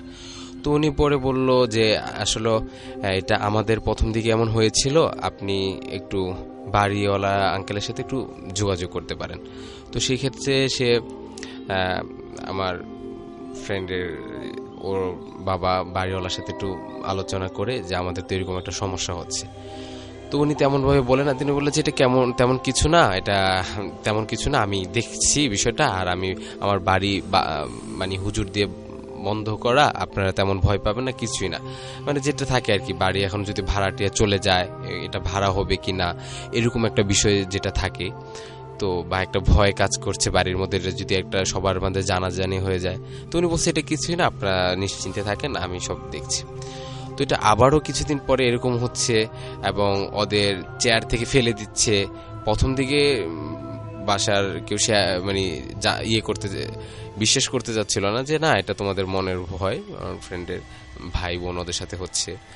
তো ওদের বাবা মার সাথে যখন হচ্ছে এবং রাতে যখন ড্রয়িং রুমের লাইট জ্বালায়, সব অফ করে ঘুমাচ্ছে, কিন্তু দেখা যায় হঠাৎ করে রাতে এগুলো জ্বালিয়ে দিচ্ছে, লাইট জ্বালিয়ে দিচ্ছে, পানির ট্যাপ, তারপরে গ্যাস লাইটের করতেছে, অনেক আওয়াজ করে রাতে। তো সেই সময়টাতে তারা সবাই হচ্ছে পরিবারের ফ্ল্যাট, ওই ফ্ল্যাটের সবাই হচ্ছে একটু ভয়ে ভয়ে রাত কাটাচ্ছে কয়েকদিন বেশ। তো এমন হচ্ছে যে ওদের মানে মৃত্যু কিছু একটা ওদের সাথে মানে নিজেদের মতো একটা কিছু একটা চলে আসছে, প্রতিদিনের মতো কাজ চলতে চলতে এমন হচ্ছে যে ওদের সাথে এটা প্রতিদিন ঘটতেছে, মনে হচ্ছে এটা রুটিন হয়ে গেছে, মানে একটা অভ্যস্ততা তৈরি হয়ে গেছে। আচ্ছা, সেই ভয়টা বা এরকম ওদের সাথে যে কাজগুলো করতেছে, চেয়ারে বসে আছে চেয়ার থেকে ফেলে দিচ্ছে, টেবিল রাতে ঘুমিয়ে গিয়েছে লাইট জ্বালিয়ে দিচ্ছে, বাথরুমের টেপ ছেড়ে দিচ্ছে। তো এই যে ভয়গুলো কাজ করছে, তো বাড়িওয়ালাকে আবার জানানো হয় যে আমরা তো এই ফিলগুলো করতেছি এবং এখন বেশি, এবং বারান্দার মধ্যে হঠাৎ রাত ঘুমিয়ে গিয়েছে, রাতের 3টা 3:30 বারান্দায় কেউ এসে গল্প করতেছে, অনেক জোরে বিকট শব্দ করতেছে, সবাই ঘুম ভেঙে যাচ্ছে। আবার যখন লাইট জ্বালিয়ে কেউ খুঁজতেছে যে কে বা কারো কি না এরকম, তখন আর পাচ্ছে না।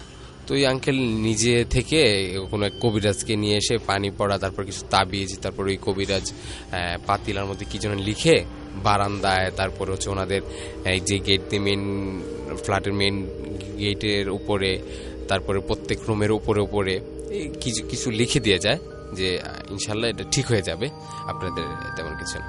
তো এরই মাঝে ওরা জানতে পারে যে যেই ভবনটা করা হয়েছে আদাপুর 10 নম্বরের, এই ভবনটা আগে একটা ডোবা ছিল।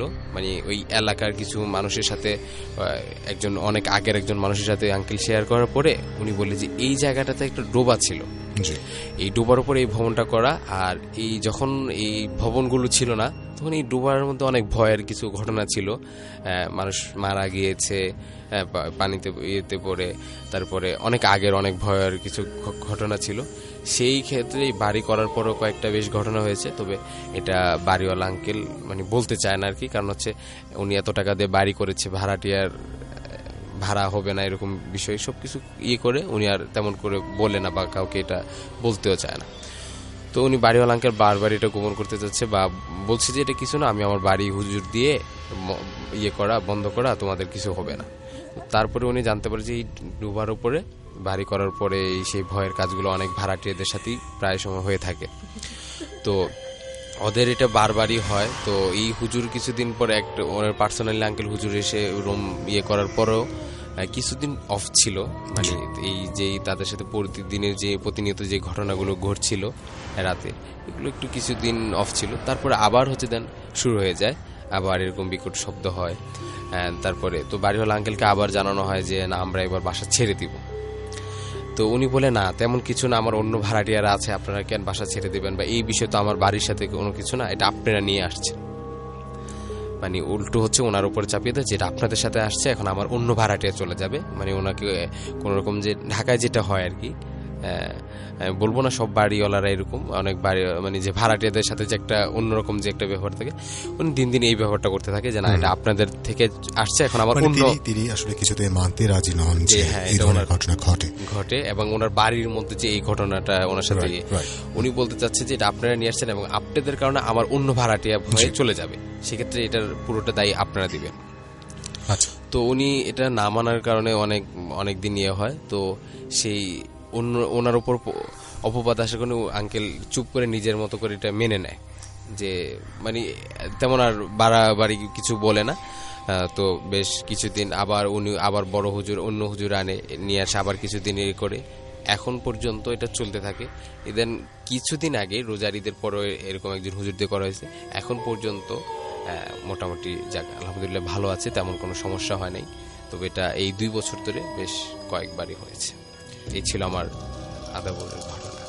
আমরা শুনলাম ঢাকার আদাবরের একটি ঘটনা, একটি বাড়ির ঘটনা, সেখানকার একটি ফ্ল্যাটের ঘটনা, যেখানে অদ্ভুত কিছু ঘটনা ঘটে চলেছে এবং এখনো নাকি ঘটে, আমি যতদূর শুনলাম সৌরভের কাছ থেকে।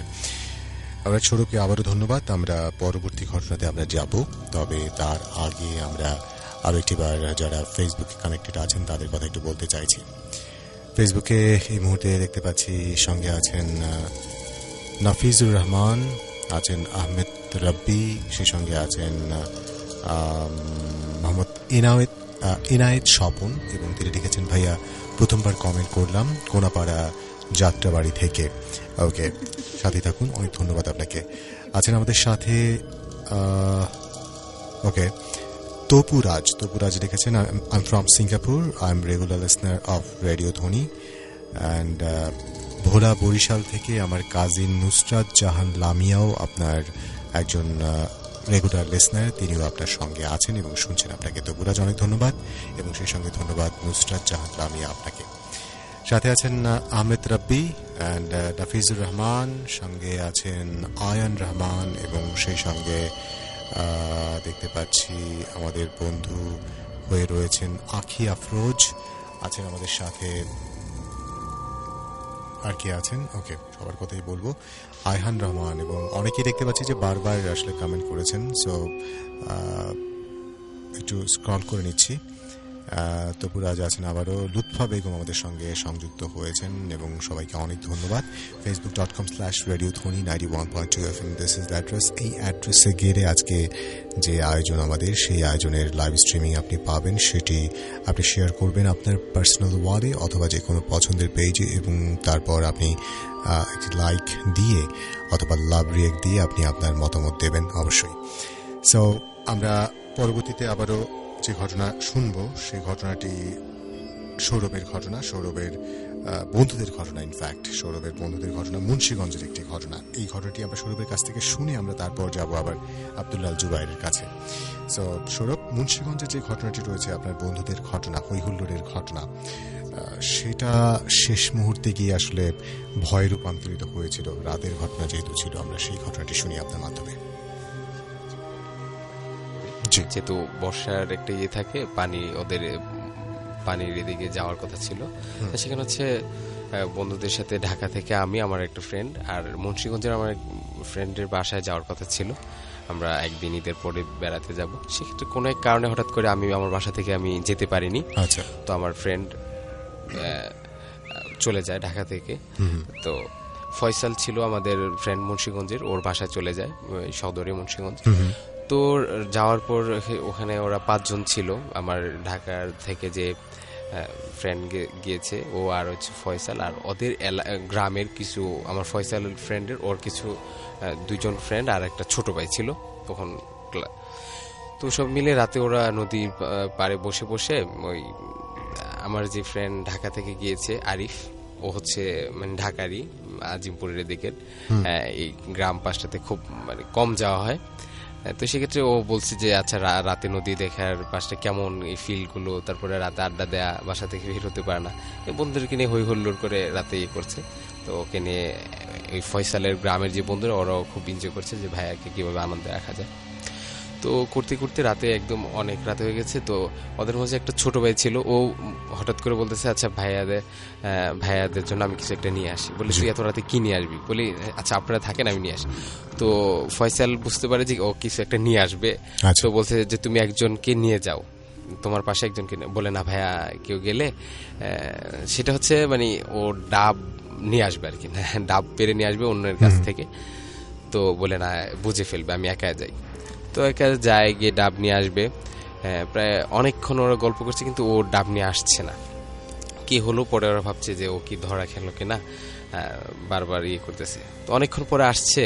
তবে মানে একটা মানুষ স্বাভাবিকভাবে যে মানে কতগুলো ডাব নিয়ে আসতে পারে তার চেয়ে মানে সে স্বাভাবিক না, অনেকগুলো ডাব নিয়ে একটু চোখ একটু ফুলে একটু রাগান্বিত ভাবে চেয়ে আছে। তো ফয়সাল বলতেছে যে কি হয়েছে তোমার, এমন করে তাকায় আছো কেন আবির? ও বলতেছে, ও কথা বলছে না। ওদের সামনে একদম সামনে এসে জোরে ডাবগুলো রাস্তায় ফালায়। তারপরে ও ওদের দিকে একদম রুখে আসে যে ওদেরকে নদীতে ফেলে দিবে ধাক্কা দিয়ে। তো তখন বুঝতে পারে যে কিছু একটা হয়েছে ওর সাথে। তো ওকে জোরে ধরার মানে জড়িয়ে ধরে চারজনে ধরে ওকে বাসায় নিয়ে যায়, ফয়সালদের বাসায়। সারা রাত ওকে অনেক ইয়ে করে, ও অনেক একটা জোরে মুখ খুলে আওয়াজ করে না, কিন্তু হচ্ছে মানে খিচুনি টাইপের একটা ইয়ে শব্দ করে ওকে জোরে ধরে রাখতে হয়। তো তখন সবাই, আমার ফ্রেন্ড ঢাকা থেকে যে গিয়েছে, ও অনেক ইয়ে পায়, ভয় পায় যে কি কোথায় আসলাম। হ্যাঁ, আমাকে এত রাতে আমাকে তখন ও ফোন দেয় যে সৌরভ এমন এমন হয়েছে, আমি এখন খুব ভয় পাচ্ছি। তো আমি সবার সাথে কথা বলি, ফয়সালের সাথে কথা বলি যে ওকে একটু সেফ রাখার চেষ্টা করিস, বা ও অনেকদিন পরে বা এইসব গ্রামে জানে, ওর বাবা মা শুনলে অনেক ইয়ে হবে, এটা কোনোভাবে যেন না জানে। সবকিছু গোপন করার পরেও তো সারা রাত কেটে যায় এরকমভাবে। তো পরের দিন ওকে ওরা মিলে মসজিদের হুজুরের কাছে নিয়ে যাওয়া হয় যে কি হয়েছে ওর সাথে। তো হুজুর হচ্ছে ওই এলাকার পরিচিত একজন কবিরাজ হুজুর ওকে প্রথম পানি পড়া টড়া দেওয়ার পরে স্বাভাবিক হয়। তারপরে হুজুর ওর উপরে যে জিনের কি যেন একটা আছর, মানে জিন, হুজুরের কিছু জিন আছে, ওই জিন দিয়ে ওর উপরে ভর করার পরে হচ্ছে ওকে জিজ্ঞাসা করে যে তোমার কি হয়েছিল। তো বলে যে আমি স্বাভাবিক ডাব পাড়তে নিছি, তখন একটা ডাব পড়ে গেছে, নিচে একটা ডাব পড়ে গেছে। ডাব পরে আর বাকি ডাবগুলো নিয়ে আমি নেমে আসছি, আস্তে আস্তে ইয়ে করে নেমে আসছি। কিন্তু যখন আমি নিচে আসার পরে আমার হঠাৎ করে কেউ এসে আমার মধ্যে ঢুকে গেছে। তারপরে থেকে আর আমি কিছু বলতে পারবো না। তো হুজুর তখন বুঝতে পারছে যে নিচে হয়তো হুজুর যেটা বললো ওদেরকে, যে নিচে একটা জিন জাতীয় বা জিনের ইয়েটা ছিল, এইটা তার উপর আছর করেছে। এবং এখনো হচ্ছে ওর এই সমস্যাটা যায়, এবং ছেলেটা হচ্ছে ছোট ভাইয়ের জন্য এখনো সবার কাছে, সব লিসেনারদের কাছে দোয়া চাচ্ছি ও যেন তাড়াতাড়ি সুস্থ হয়ে যায়। এখনো হচ্ছে সেই ভোগান্তিতে, বা এখনো পুরোপুরি ও সুস্থ হতে পারেনি। তো 1 বছর হয়ে গেছে, এই কুরবানি চলে গেল। আমি জানি আমার অনেক বন্ধুরা শুনছে আজকে আমাকে, আমার পরিচিত, ওরা আজকে আবার ওটা মনে করবে। খুব আনন্দের মাঝে একটা ভয়ের ইয়ে ছিল আমাদের এটা। এখন ওই সেই ছোট ভাইটার জন্য এখনো অনেক ইয়ে হয়, কষ্ট। আমরা আশা করব যে তিনি খুব দ্রুত আবার স্বাভাবিক হতে পারবেন এবং এই ধরনের সমস্যা থেকে তিনি বের হয়ে আসতে পারবেন। সৌরভকে আবারও ধন্যবাদ। তার চতুর্থ ঘটনা, সর্বশেষ ঘটনা নয় আসলে, আমরা আরো একটি ঘটনা আপনার শুনবো। চলে যাচ্ছি আমি আমাদের বন্ধু আব্দুল্লাহ জাবের আপনার কাছে। আপনার সর্বশেষ ঘটনা, মাঝখানে আমরা সৌরভের ঘটনা শুনেছি, এবারে আপনার কাছে আবার ফিরে এসেছি কাজিনের ঘটনা, এবং কাজিনের সাথে ঘটা ঘটনা, এই ঘটনাটি আমরা শুনবো প্লিজ। কাজিন আমার খালাতো ভাই, ওরা আপন 2 ভাই, মাহফুজ আর সামিন। ওরা ঘটনাটি খুব আগের, তবে আমি শুনেছি অল্প কয়েকদিন হলো একটা ফোনের মাধ্যমে আমাকে জানালো যে ওর অনেকদিন আগের একটা অভিজ্ঞতা, যেটা ওকে এখনো ওই সময়টার কথা মনে করায়। সময়টা ছিল প্রায় হয়তো বা 2002 বা এর আগে এমন সময় হবে। তো তখন ওরা ঢাকাতে পড়াশোনা করতো, পাশাপাশি এমনিতে ওই টিউশনই করতো, পার্ট টাইম জব করতো। তো এমনিতে ঢাকাতে মাইক্রোবায়োলজি নিয়ে ওরা 2 ভাই একই ইয়েরে পড়তো আর কি। তো গ্রামে যেত সাধারণত এমনিতে রাত্রিবেলায়, ট্রাভেলিং রাত্রিবেলায় পছন্দ করতো। তো প্রতিবারের মতো ওইবারও কোনো একটা ভ্যাকেশন ছিল হয়তো বা, আমাকে বিষয়টা বলে না যে কি জন্য তখন ওরা গ্রামে যাচ্ছিল। তো দুই ভাই একসাথেই রাত্রেবেলা বের হইলো, তো টিকিট কাউন্টারে গিয়ে টিকিট কিনলো, রওনা দিল প্রায় 8টা সাড়ে 8টার পরে, কারণ তখন রওনা দিলে দেখা গেছে গ্রামে গিয়ে উঠতে উঠতে অনেকটা সকাল বা এমন সময় হয়ে যায়, ফজরের সময় হয়ে যায় এক কথা বলতে গেলে। তো আমাদের গ্রামটা যেহেতু লক্ষ্মীপুর হয়ে অর্থাৎ হাজীগঞ্জ হয়ে অথবা লাকসাম হয়ে যেতে হয়, তো আরাফা বা ওই ধরনের বাসগুলোতে গেলে সাধারণত হাজীগঞ্জ দিয়ে যায়, হাজীগঞ্জ হয়ে পরে রামগঞ্জ হয়ে পরে পথে পরে গিয়ে থামে একেবারে শেষ। তো ওই হাজীগঞ্জ যখন ওরা চলে যায় তখন প্রায় রাত অনেক অনেক অলমোস্ট 12টা তখন ক্রস করে ফেলছে। তো তখন ওরা অনেকটা সামনের সিটে ছিল, মানে বাসের সামনের দিকটা ছিল, ওরা দুই ভাই পাশাপাশি বসা। তো মুখ বের করে, জানালা দিয়ে মুখ বের করে বাতাস খুব ভালো লাগতেছে, বাইরে দেখতেছে। যদিও তখন চারিদিকে খুবই অন্ধকার, আর হাজীগঞ্জ থেকে রামগঞ্জ পর্যন্ত যেই রোডটা, এই রোডের চারপাশে বাড়িঘর খুব কম বললেই বলা চলে, চারপাশটা খুবই বেশি অন্ধকার, দুই পাশেই গাছ, অনেক বেশি গাছ, বড় বড়। তো দেখতেছে, বাইরের দিকে তাকিয়ে আছে। তো হঠাৎ করে দেখলো যে একটা ভ্যান, যেহেতু রাস্তাটা অনেক ছোট, মানে সাধারণ হাইওয়ে যেমন অনেক বেশি ব্রড হয় অমন কিছু না, ওই দিকের রাস্তাটা একটু ছোট, খানিকটা ছোট, মানে দুইটা বাস খুব ৮-৬০ হয়ে চলাফেরা করতে পারে। তো ভ্যান দেখাতে ড্রাইভার হর্ন করলো, তো একটু করে সাইড হলো। তো দেখলো যে আসলে ভ্যানের মধ্যে একজন চালক, একটা মহিলা আর একটা লাশ, উপরে একটা চাদর দেয়া, সাদা বা এই টাইপের একটা চাদর দেয়া লাশটার উপরে যাচ্ছে। তো দেখে আসলে সাধারণভাবে ধরে নিল যে হ্যাঁ হয়তো বা কেউ মারা গেছে, কোনো হসপিটাল বা কোথাও থেকে ওকে বাসায় নিয়ে যাওয়া হচ্ছে এমন কিছু। তো দেখে সাধারণত এমনিতে এমন জিনিস ঘটে যে অনেক সময় দেখা গেছে কেউ রাত্রে মারা গেল, তো তাকে কি করবে, যদি একেবারেই অ্যাম্বুলেন্স বা অন্য কোনো যানবাহন না পায়, তাকে অবশ্যই ভ্যানে চড়ায় তাকে বাসায় নিয়ে যায়। আর যেহেতু ওই জায়গাটা গ্রাম, তাই তো প্রথমবার দেখলো, দুই ভাই দেখলো। এমনিতে তখন কিন্তু বাসের প্রায় পেছনে সবাই ঘুমন্ত অবস্থায়, কারণ ট্রাভেল যারা রাত্রিবেলা করে তারা চায় তাদের ওই কষ্টটা যাতে চলে যায়, সারাদিনের যে কর্মব্যস্ততা বা ক্লান্তি ভাব, ওইটা তখন তারা ঘুমের মাধ্যমে কাটায় ফেলে। তো পেছনে প্রায় সবাই ঘুমের মধ্যে।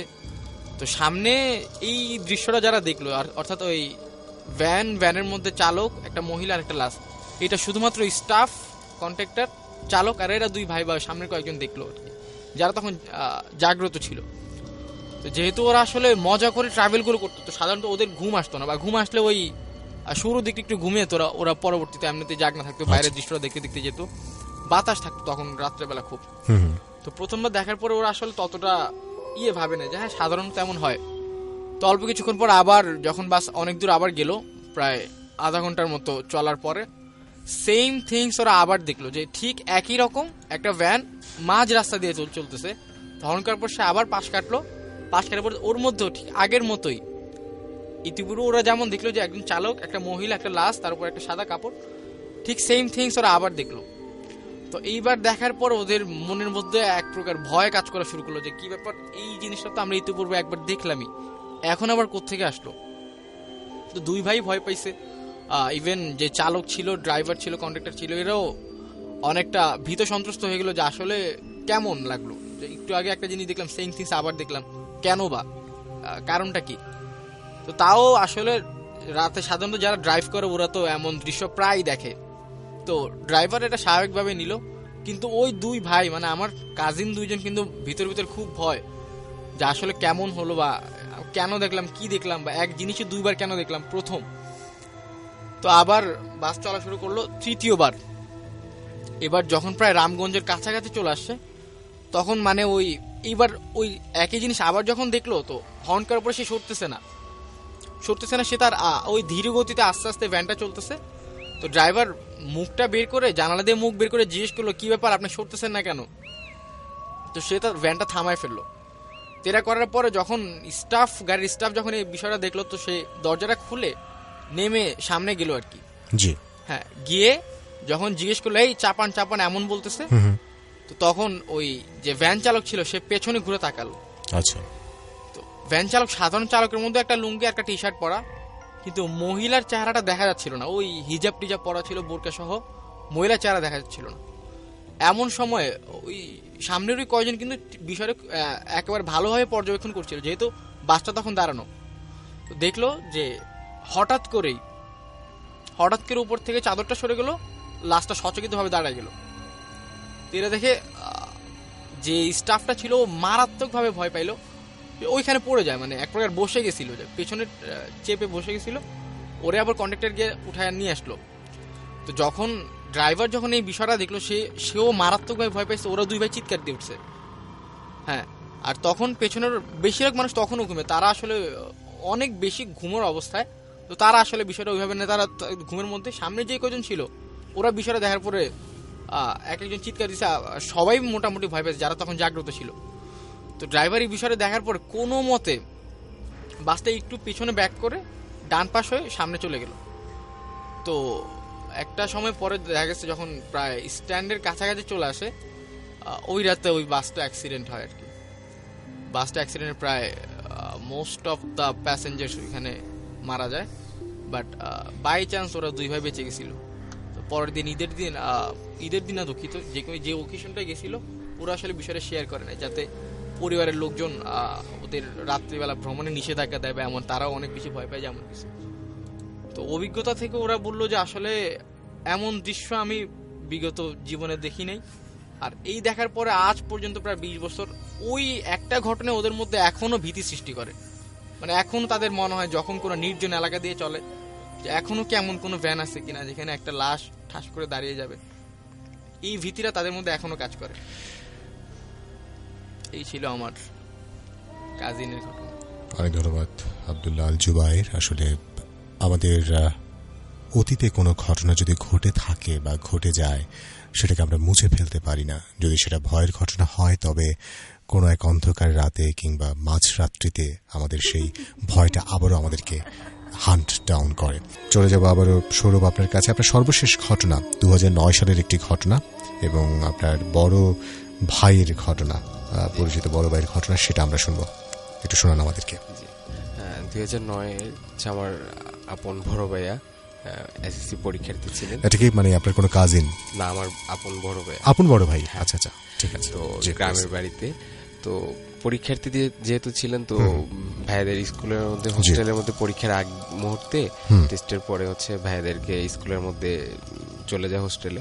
আচ্ছা। তো তখন ওখানে একজন স্যার ভাইয়াদেরকে দেখাশোনা করে যেন একটু ভালো রেজাল্ট আসে সেই ইয়েতে। তো বাড়ি থেকে আমার গ্রাম থেকে পাশের গ্রাম কাজিয়াতলা এলাকা, তো যেই জায়গাটা থেকে ভাইয়াদের স্কুলটা ছিল, তো সেই জায়গাটা আগে হচ্ছে অনেকটা হিন্দু বাড়ি ছিল আর কি, ওইদিকে হিন্দুদের বসবাস ছিল।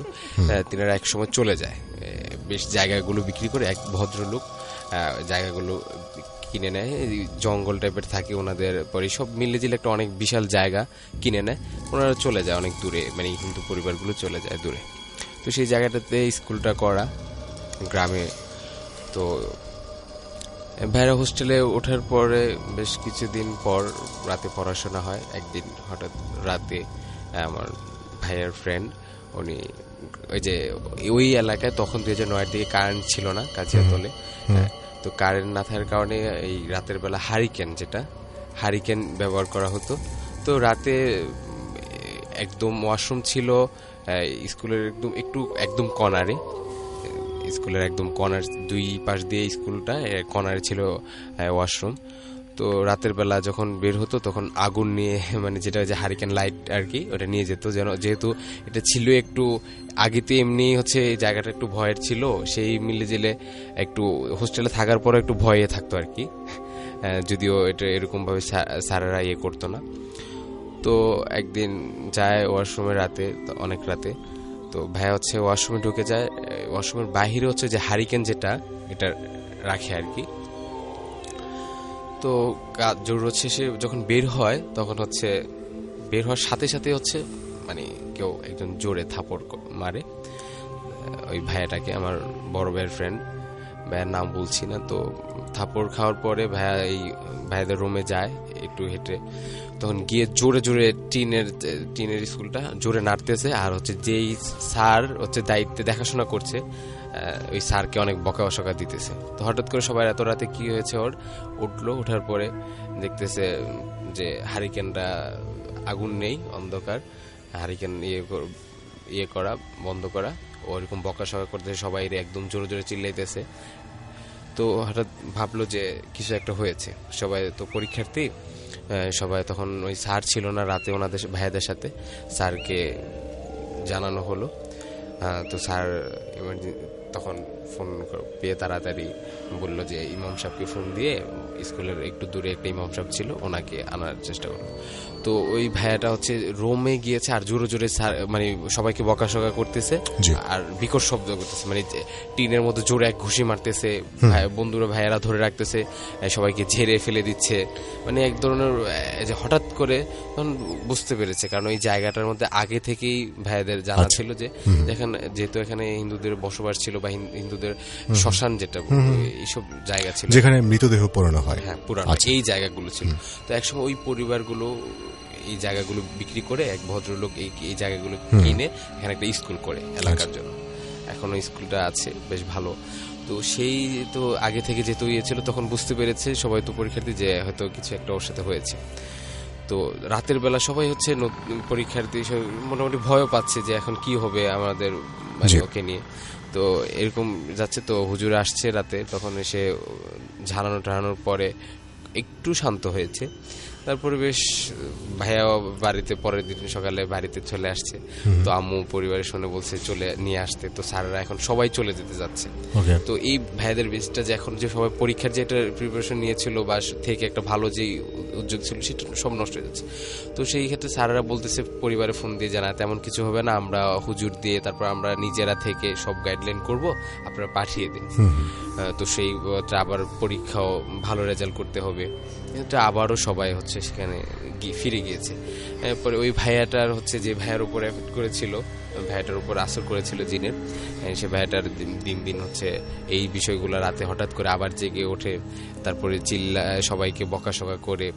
তারপরে এই হুজুর প্রথম হচ্ছে এই স্কুলের পাশে যে মসজিদ ছিল ওই ইমাম সাহেবকে দিয়ে করা হয়েছিল, ঝাড়ানো হয়েছিল, তারপর এটা ভালো হচ্ছিল না। তো ওই ভাইয়ার পরিবারও একটু ইয়ে ছিল যে এখন পরীক্ষার আগ মুহূর্তে কি হলো, আমার ছেলেটা পরীক্ষা দিতে পারবে কিনা। আর ভাইয়া ছিল ক্লাসের 2 রোল, তো সেই ক্ষেত্রে ভাইয়াকে হচ্ছে একটু যে ভালো রেজাল্টের আশা ছিল সবার, স্যারদের সবাই একটু ভাইয়াকে ইয়ে নিয়েছিল। তো ভালো ভালো কবিরাজ দেখানো হচ্ছে, কিন্তু ভাইয়ার ওই যে আগের যে ইয়েটা পড়াশোনার যে ইয়েটা সবকিছু মিলে একটু অন্য মানসিকতা হয়ে গিয়েছিল। এবং কয়েকদিন অনেকদিন প্রায় এই টাইপের চলছে, এবং পরিশেষে মানে পরীক্ষা চলে আসে। ভাইয়া পরীক্ষা দেয় হচ্ছে অনেক কষ্ট করে, পরীক্ষার আগে ভাইকে ইয়ে করা হয়, পরীক্ষা অনেক খারাপ রেজাল্ট আসে আর কি। সেই একটা ঘটনার পরে ভাইয়ার জীবনের একটা মানে ভালো একটা যে ইয়েতে যেখানে সবাই একটা ভালো রেজাল্ট ধরে রেখেছিল, সেই জায়গাটাতে ভাইয়ার খুবই খারাপ একটা রেজাল্ট আসে।